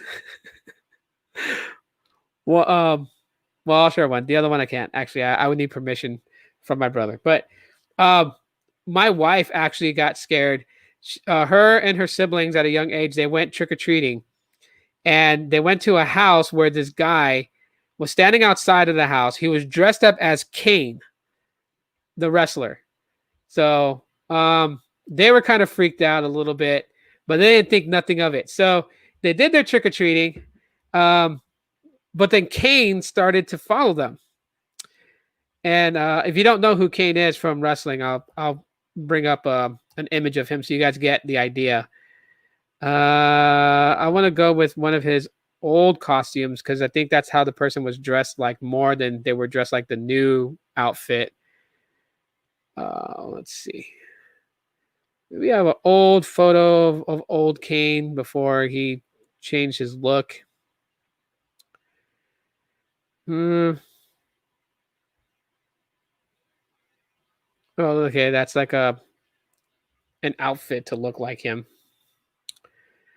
Well, I guess I'll just show all this because it just shows like how his costume evolved over time. But anyways, so $1.99 super chat. Thank you for the super chat. Really appreciate it. That $2 will go to the kiddos. They will appreciate that. Thank you so much, Gene. I really do. I really do appreciate it. But anyways, so yeah, if you don't know wrestling, this is Kane. This is the character Kane. And so anyways, this guy was dressed up as this character and ended up started following my wife and her siblings all around the area that they were trick-or-treating. You know what I mean? Like some dude dressed up in a mask. His outfit would have had to have been trying to find the best representation of like his old outfit. Okay, here.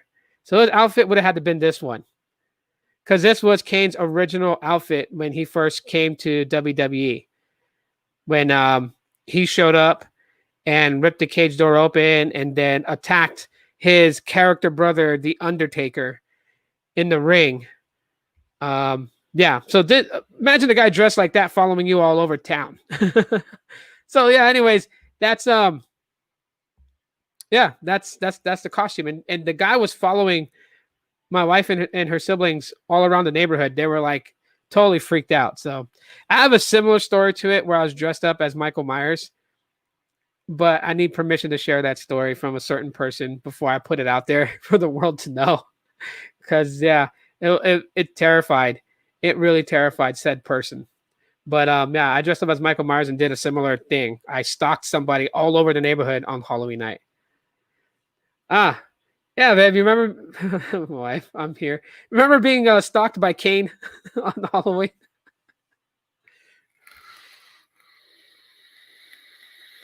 Absolutely crazy.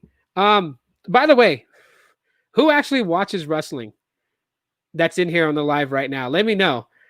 Because my question to you guys is that would you guys actually like me to talk about wrestling on the weekend? Like maybe do like a wrestling podcast on my channel, like on a Sunday.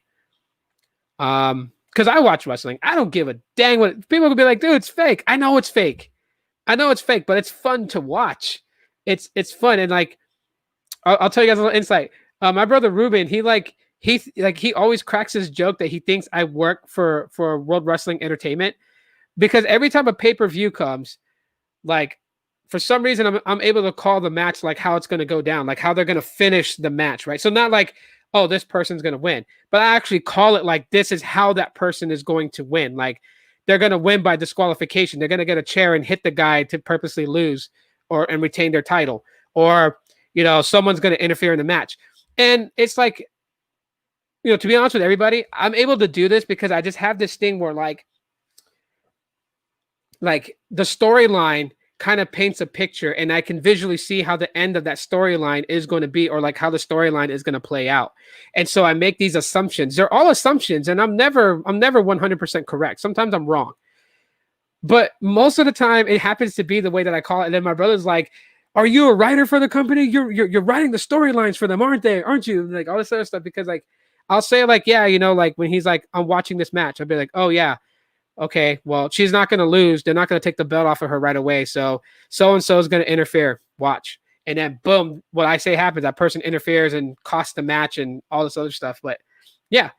Let's see.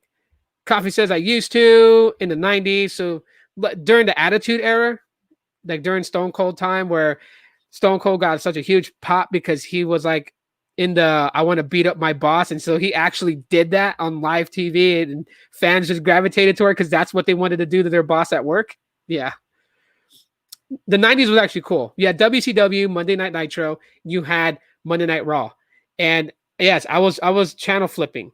So anytime that Sting came out to confront and attack the NWO, I was on Nitro. When Stone Cold came out to stun Vince McMahon, I was on Raw. Or if Mankind came out, or if The Undertaker came out. So I did a lot of flip-flopping. WWE on Monday night and Friday, and then Impact on Tuesday night. I don't really care for Impact anymore. They really screwed the pooch on that. I used to watch WWF and later WCW. Yeah. And WWE, NXT, and AEW on Wednesday nights. AEW is looking really good. I like how AEW is playing out. Cody Rhodes is really showing what he could have done for WWE had he stayed with them. But like WWE, they like to screw with characters. My only concern with AEW is how they handle the talent. That pay-per-view, the most recent pay-per-view, I think it was, I watched a replay of it, and I seen where Matt Hardy and what's his name, they took a dive and they overshot the table and fell to the concrete floor.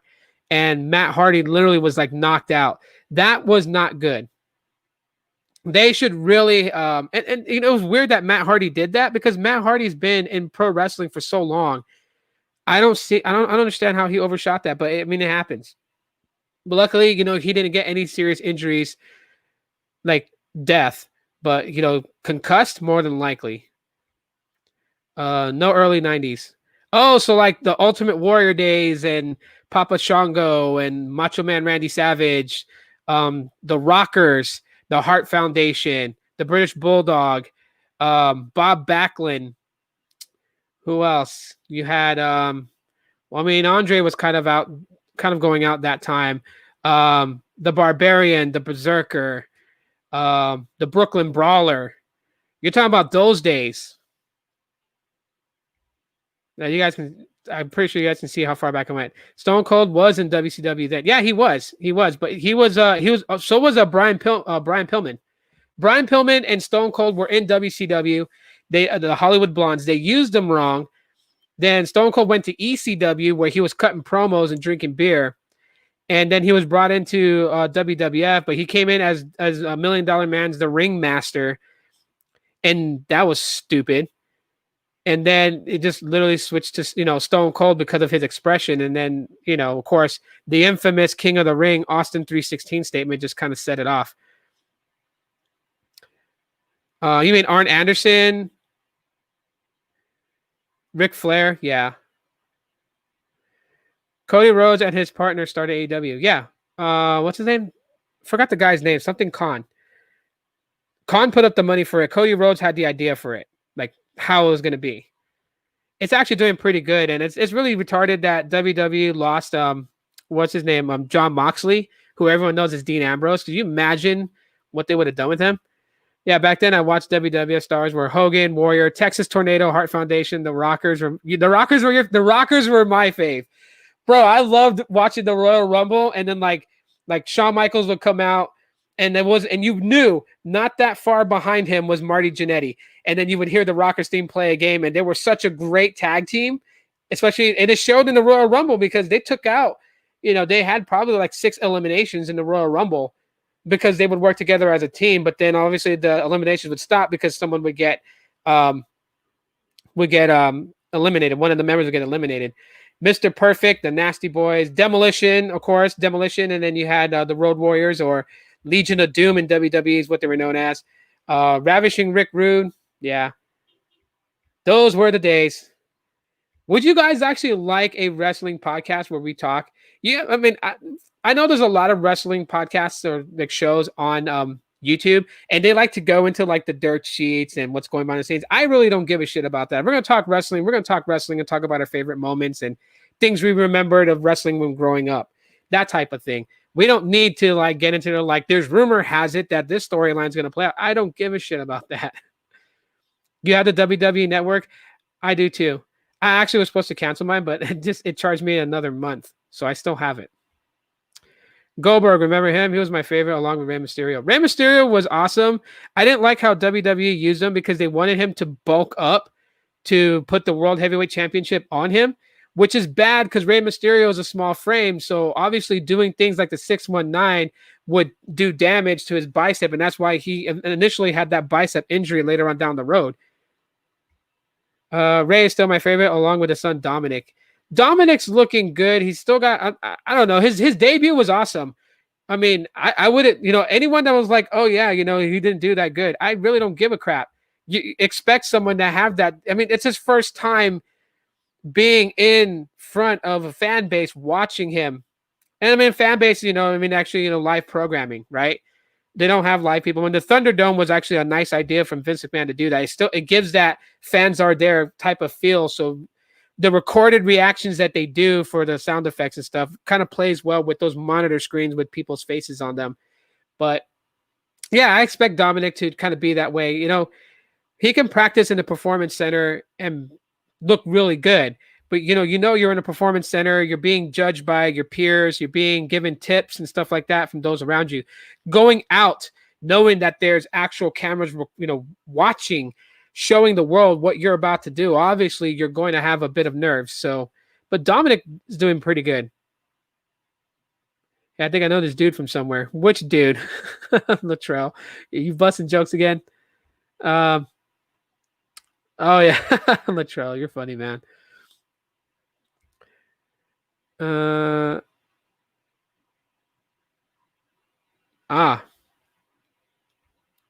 Let's see. I'm not personally into wrestling, but don't let that stop you. Have at it. I mean, hey, for those that are interested in it, I might do it. I might gain, new people coming in that like wrestling and also like tech, and then yeah. So I think maybe every Sunday I'll probably do something that talks about wrestling. As you guys can hear, like I'm into wrestling. I like it. So let's see. I followed Ray since WCW. The saddest thing I think interesting for Rey Mysterio was where that accident happened, and I think it was in Lucha Underground where it happened, and he actually killed that person. And it was a mistake. It was botched. It was a botched move, and it was stupid for the referee, the trainers, the medical professions to move that person. They shouldn't have done that when that accident happened. And I'm sure for a long time Rey Mysterio had like it had to affect him a lot.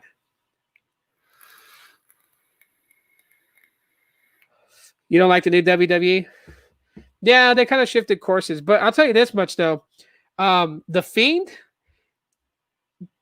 just like if the Fiend is going to be on the bill at a show, right? So if you ever take a chance to watch, Friday SmackDown, just watch when the Fiend comes out, or actually just YouTube it. Don't even wait for like WWE. Just YouTube the Fiend, and you'll see why I like his character, like his Firefly Funhouse and all that stuff. I would show you guys on here, but then obviously I would get dinged by YouTube, right? I can't use WWE stuff and call it Fair Use Act. They copyright it; it's owned.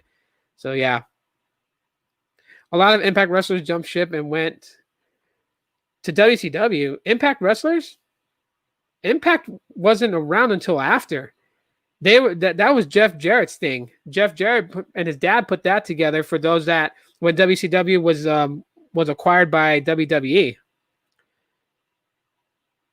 Oh yeah, they jumped ship to WWE. Yeah, they did because they don't know what they're doing. Not into WWE like I used to be. Yeah, a lot of people fell off because of Be Back in a Bit. All right, babe.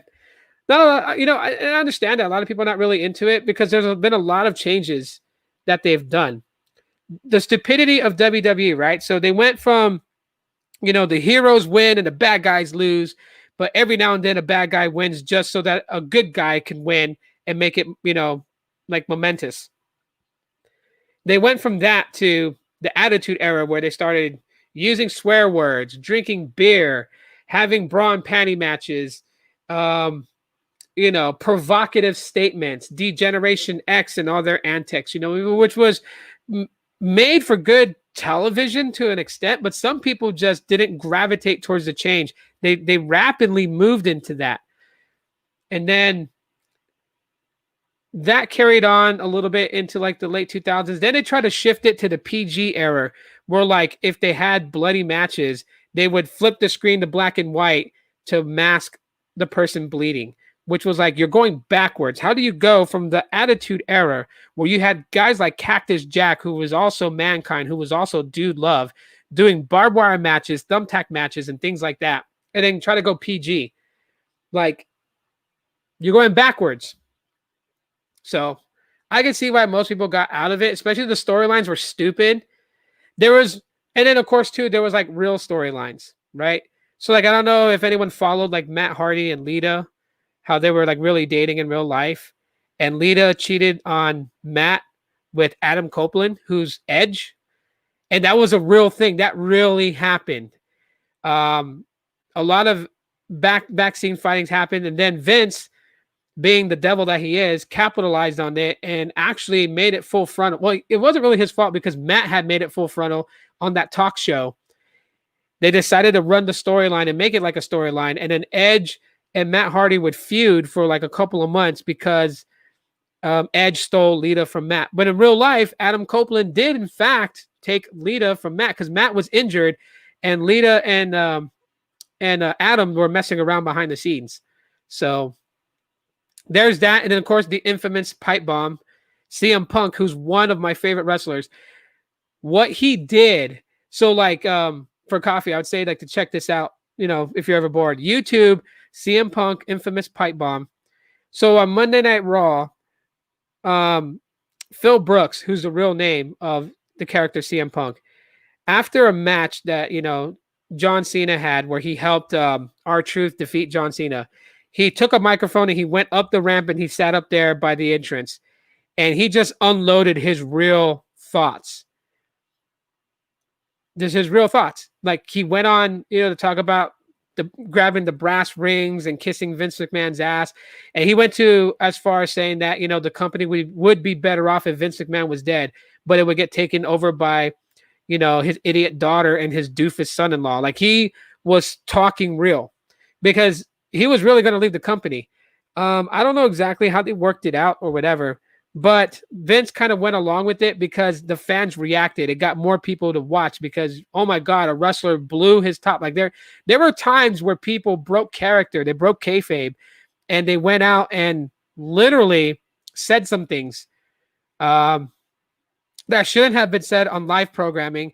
And the company did its best to kind of mask that. Like they would have like the commentators play off of what is being said to kind of hide the fact that was not scripted, that was not supposed to have been done, and the things that CM Punk is saying is like a joke, but everyone knew already. It had gone out so far. Like even John Cena's facial expression was like that, you know. Current character Randy Orton's like a workhorse. He hates wrestlers that botch their moves or mess up, you know. Um, but he's done some weird things, like, you know, after he got hit with the finisher move, there was a time where Vince got mad at him because the cameraman kind of pointed the camera in the direction where Randy Orton was laid out on the ground, and you see Randy Orton sitting up, kind of signaling to the cameraman like, is a show off the air? And the guy gives him the thumbs up, but it wasn't off the air. So we see Randy Orton stand back up right away and start walking away, and Vince got mad at that. Also, when Dean Ambrose attacked Randy Orton and them with a hot dog cart, Randy Orton laid on the ground. I guess he was hungry, so he picked up a hot dog and he put some mustard on it. And he started eating it on the side of the ring, thinking that nobody could see him. People saw him. There was even a time where R-Truth, doing his time where he was talking about this conspiracy theory that, you know, Vince was racist and didn't want him to have the title or a championship. He took a cigarette and he lit it up and he took a drag off a cigarette on live, you know, showing. So these things happen in pro wrestling. These are the type of things that I will be talking about on the Sunday podcast. I guess I'll launch it this Sunday. We'll talk wrestling, and maybe like 2 or 3 people might come to watch. Who cares? You know, I'll just do it to talk wrestling and have fun. So be expecting that now, a Sunday wrestling show. I didn't think I would do that. Maybe I'll ask my brother to join me. Like my brother Ruben, he likes talking about wrestling.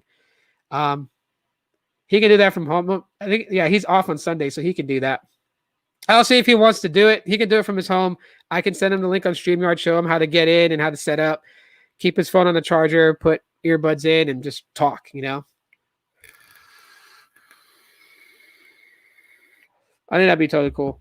But anyways, we are pushing near 2 hours. Wow. I'll just roll this all the way to 2 hours then.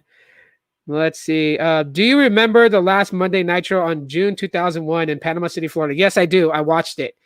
I watched Vince's little thing where he was like congratulating himself and taking WCW, but then Shane McMahon walked out in Panama City and shocked the world, saying that he was the one who bought WCW. WCW is his, which kickstarted the invasion. The invasion was actually bad.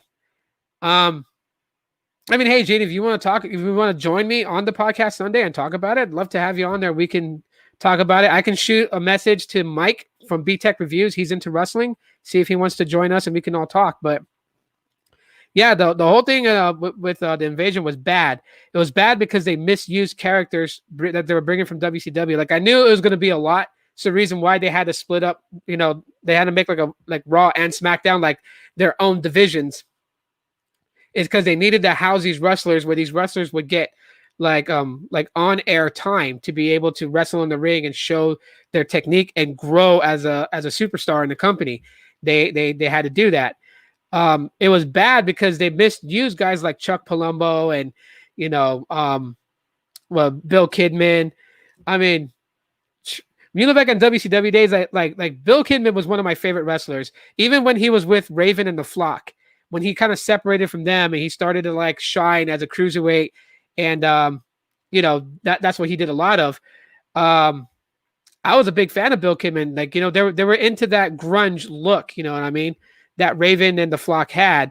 It was funny because Bill Kidman's finishing move, which is called the Shooting Star Press, he renamed it the 7-year itch when he joined the Flock, because he always had this thing where he would scratch himself, right? Like he was itchy. Just a weird stable in wrestling. But like when they had the invasion, they misused Bill Kidman. He kind of fell by the wayside. They misused Dean Malenko, who was like really good. It was crazy to see, you know, like even before the invasion happened, when Eddie Guerrero and Chris Benoit and Dean Malenko, and when they came to WWE, those are Radicals, they misused them too, you know. Yeah, all that stuff was kind of crazy. Josh, what's up, man? And hey, coming in here. Let's see. Josh, good statement. I hope everybody's smiling today. Hit that like button and subscribe if you like. Thank you, Red Rum. Yes, please smash that like button. That really does help out. It helps circulate. I've been noticing some good stats with my live streams and stuff like that, and that's because of you guys sharing and smashing that like button. That does. Let me know what time on Sunday. I have church at 12:30 Pacific Standard, Eastern Standard Time. Okay, yeah, it'll be way after that, man. If I do the podcast for wrestling, it would probably be, I'd say maybe ish 6 p.m. my time. And that's Pacific Standard Time, because my wife will be cooking dinner, and I think Mike from B Tech Reviews is available around that time too, so we could all go on there. I just saw Mortal Kombat 11. Rambo's in it. Mortal Kombat has shifted so much from what it used to be. They have so many characters now. Like they have Freddy Krueger. They have Jason Voorhees. You know, they have who else do they have in there? I think they have the Joker, right? Because at that time they had that Mortal Kombat DC mashup. So they have the Joker in there. I think they have Spawn. I could be wrong.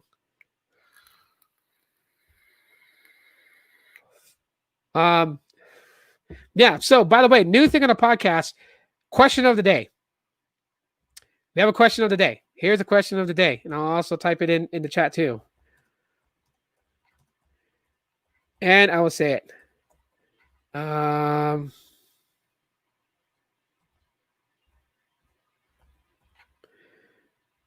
Question of the day is,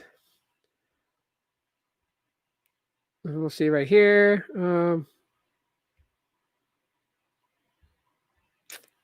But what is your favorite Sega Genesis game? Now, if you don't know what Sega Genesis is or never played it, that's totally fine. If anyone has actually played the Sega Genesis game, let me know. But what is your favorite Sega Genesis game?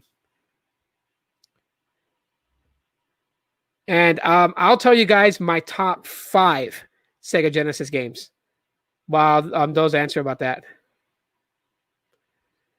You think you're about to head to downtown? All right, Latrell, bro. Thanks for popping in, though, man. Be safe out there. So, number 1, Sonic the Hedgehog. I am a huge Sonic fan. Okay? And I'm talking about Sonic from the Sega days. This new stuff that they have going on right now is, it's okay. Second, Thunder Force 2. Third, I'd have to say is Truxton. Fourth, Mystic Defender. And fifth, which is kind of a spooky one, but Chakan. If you guys remember that game. Those are my top 5. Now, if I was to continue on, Space Harrier is another one. I'd say, what's another one? I think it's Earthworm Jim. I think it was on Sega. I'm not too sure. That could have been Super Nintendo, because I had both Sega and Super Nintendo and Nintendo. What is it? The Comic Zone, where that comic dude gets put into his own comic, and he has to fight all these villains while the villain escaped because of that storm. Bomberman for sure. Nice. My favorite Sega Genesis game is Boogerman. Sonic the Hedgehog on Sega was awesome. It was. You know what was my favorite thing to do? Because I had like all of them. I even had Sonic Spinball. But the Sonic and Knuckles was like awesome, because the actual cartridge had an adapter on top of the cartridge. And you could actually slap Sonic 3 on it and then play as Knuckles in Sonic 3, or you can put Sonic 2 and play as Sonic 2. It was weird. You had to have Game Genie, I think it was, with your Sega Genesis to enable Sonic 1 to adapt with Knuckles on it. The reason why is because Sonic 2 and Sonic 3, obviously you had 2 characters, right? You had Sonic, and then you had Miles Tails Prowler. And yes, I said his real name. His real name is not Tails. That's his nickname. I keep telling my kids this because they're huge Sonic fans. They always come into me and they're always like, how come when we play it says the name Miles and Prowler? I'm like, because Tails is his nickname. His real name is Miles Prowler. So Tails is his nickname because he has 2 tails. But anyways, because Sonic 2 and Sonic 3 had Sonic and Tails. It was easy to adapt the Knuckles character onto those games because of the 2-player options. On Sonic 1, you only had Sonic, and I'm not entirely sure why they didn't engineer the game to allow Sonic 1 to go on it, but you could use Game Genie. When you connect a Game Genie to it, and then Sonic and Knuckles, and in Sonic 1, you would be able to play as Knuckles on Sonic 1. And it was interesting too, because you had the soaring capabilities of Knuckles on Sonic 1. Just imagine where you can go in Scrap Brain Zone. Let's see. What we got here? Yes, I have that cartridge right now. Whoa! Nice. Miles Dyson from Terminator? What was it? And then some of the other games were pretty good on Sega Genesis, I'd have to say. The Batman game was pretty good based off the movie. That was actually quite fun. Those games, those old school games, I love playing the scenes where you get to drive the vehicle, right? So like in the Batman game on Sega Genesis, it was stage 3 that you got to play as, you got to drive the Batmobile on the highway, and you have to like blow up all the Joker's cars. And then I think it was stage 7, right before you get to the cathedral stage, where you drove the Batwing, which is the plane. And that was so much fun because you had to blow up all these balloons. But those games was fun. What was it? Oh, Altered Beast hits my top 10. Altered Beast does. I liked playing it better at the arcade. The graphics and sounds was better than it was on Sega. But Sega came very close to it. At least it wasn't 8-bit like Nintendo. Golden Axe, top 1. Top 10, I'd say. Shining Force 2 was the best of all time on Sega for me. Sweet. I would have, like, when I was a kid, I had my what if days, right? And I always wanted to see what Mega Man would look like on the Sega Genesis, because 16-bit, sorry to say it, 16-bit was better than 8-bit. Like, Nintendo had the classic games like Zelda. They had Super Mario Brothers, Duck Hunt. You had the motorbike game. You had, there were just, so many classic games on it, right? But those were in 8-bit. And like Sega Genesis, like my friends in the neighborhood, they would trip out because like all of them had Nintendo. Every time they had Nintendo, and I didn't have a video game system. And then my dad came home with a Sega Genesis, and then I felt like, oh man, this is a Sega Genesis. Like this is a cop out. This ain't a Nintendo. My friends are gonna laugh at me. And my friends did. They were like, what games do you play? And I started naming some games that I played, right? And they were like, what game is that? And I'm like, oh, it's on the Sega Genesis. They laughed at me until my dad let them come inside one day to play video games. And I put on Altered Beast because my dad bought the game console that came with 2 games. It came with Thunder Force 2 and Altered Beast in the box. And so we played Altered Beast, and they looked at the graphics and they were like, whoa, like this is like playing at an arcade. To them, it was. To me, because I started off in the Sega Genesis, 16-bit wasn't compared to an arcade. When I go to like the pizzeria with my dad on weekends to eat dinner, and then I would go play video games, it was nothing like that. But to them, it was, because they were used to 8-bit. So with 16-bit, they were mind blown. So like they always wanted to come over and play, and my dad would get irritated because my dad's the type of guy, like he likes his privacy. So he rarely let anyone spend the night at my house, and he rarely let anybody come and play video games in my house. Like my dad never knew I snuck my friends in. Like I had a friend that lived across the street. He was my best friend when I was in second grade. His name was Robbie Martinez. Yeah, Robbie Martinez. No, his name was Robbie. Sorry. Oscar Martinez was my best friend in third grade. But I used to let Robbie come over when my dad wasn't home, and we'd play wrestling in my room. And I remember one time he cried because I was so into wrestling that I drop kicked him on my bed, and I hit him in the face. And he was crying because I hurt his mouth, and I felt bad. But yeah, anyways. Yeah, I would still like sneak my friends in the house. Our nanny, because my mom and my dad were divorced. They were split. My nanny wouldn't tell my dad that I let my friends inside because she felt bad for me, as long as I didn't make a mess. And so then, of course, at 4:00, my friends had to leave because my dad would come home at 5. My nanny was smart. She would always be like, kick him out an hour ahead before your dad comes home, because you never know. Your dad might take off early because he wants to take you guys out for ice cream. You don't want to piss him off when he comes home and he finds your friends in the house.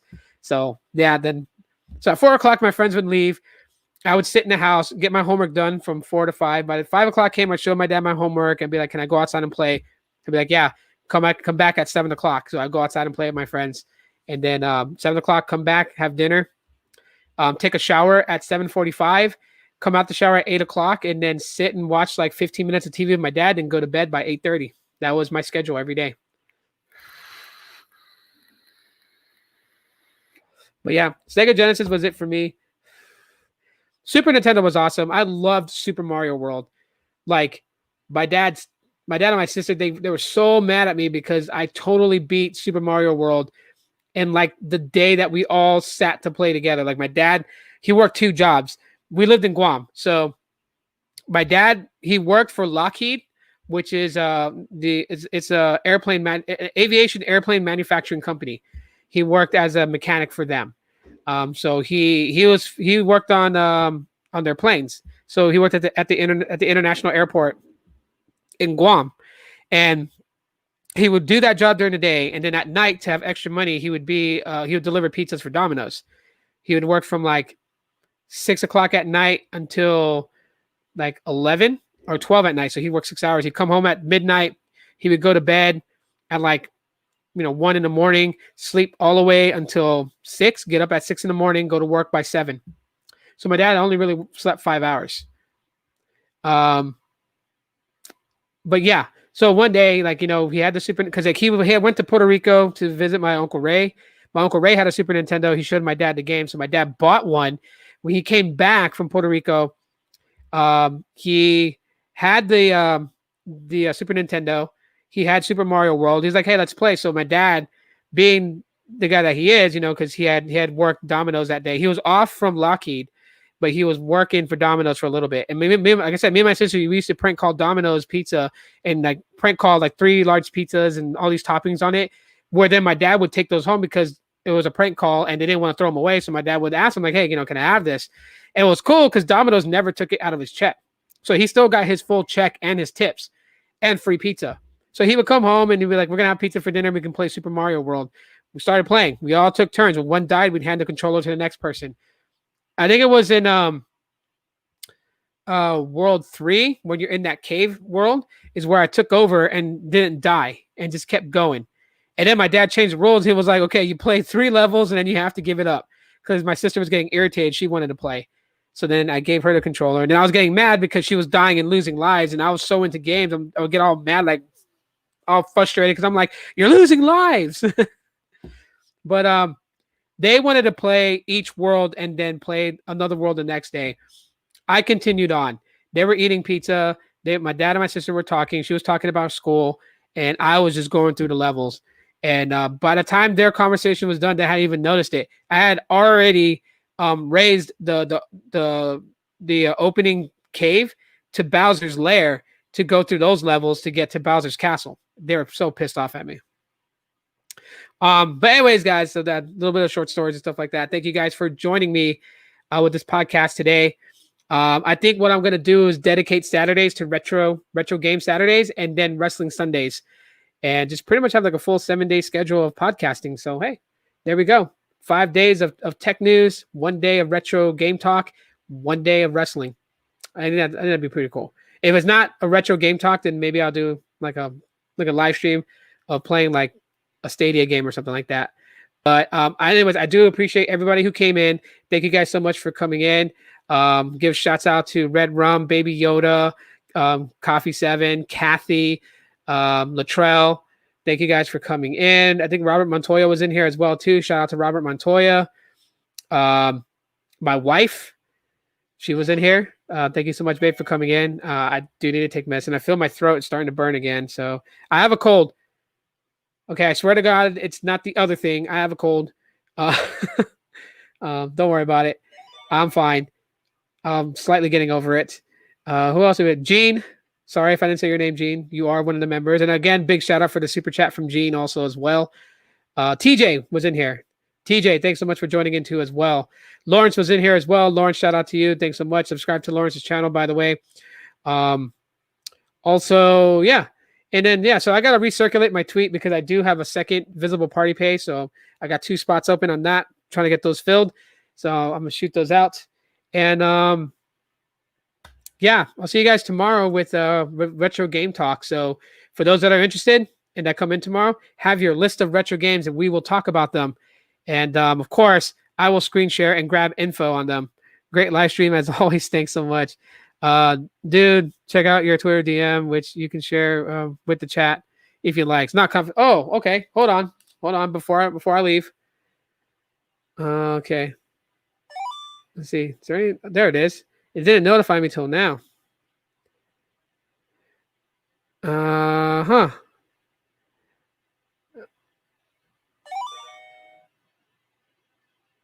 Thank you for reaching out. Sorry for delay and on hearing back. Oh, okay.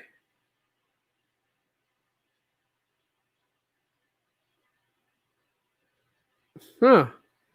Oh, nice. So they're gonna review you for the Samsung Galaxy partnership. Nice job, Latrell. Nice job.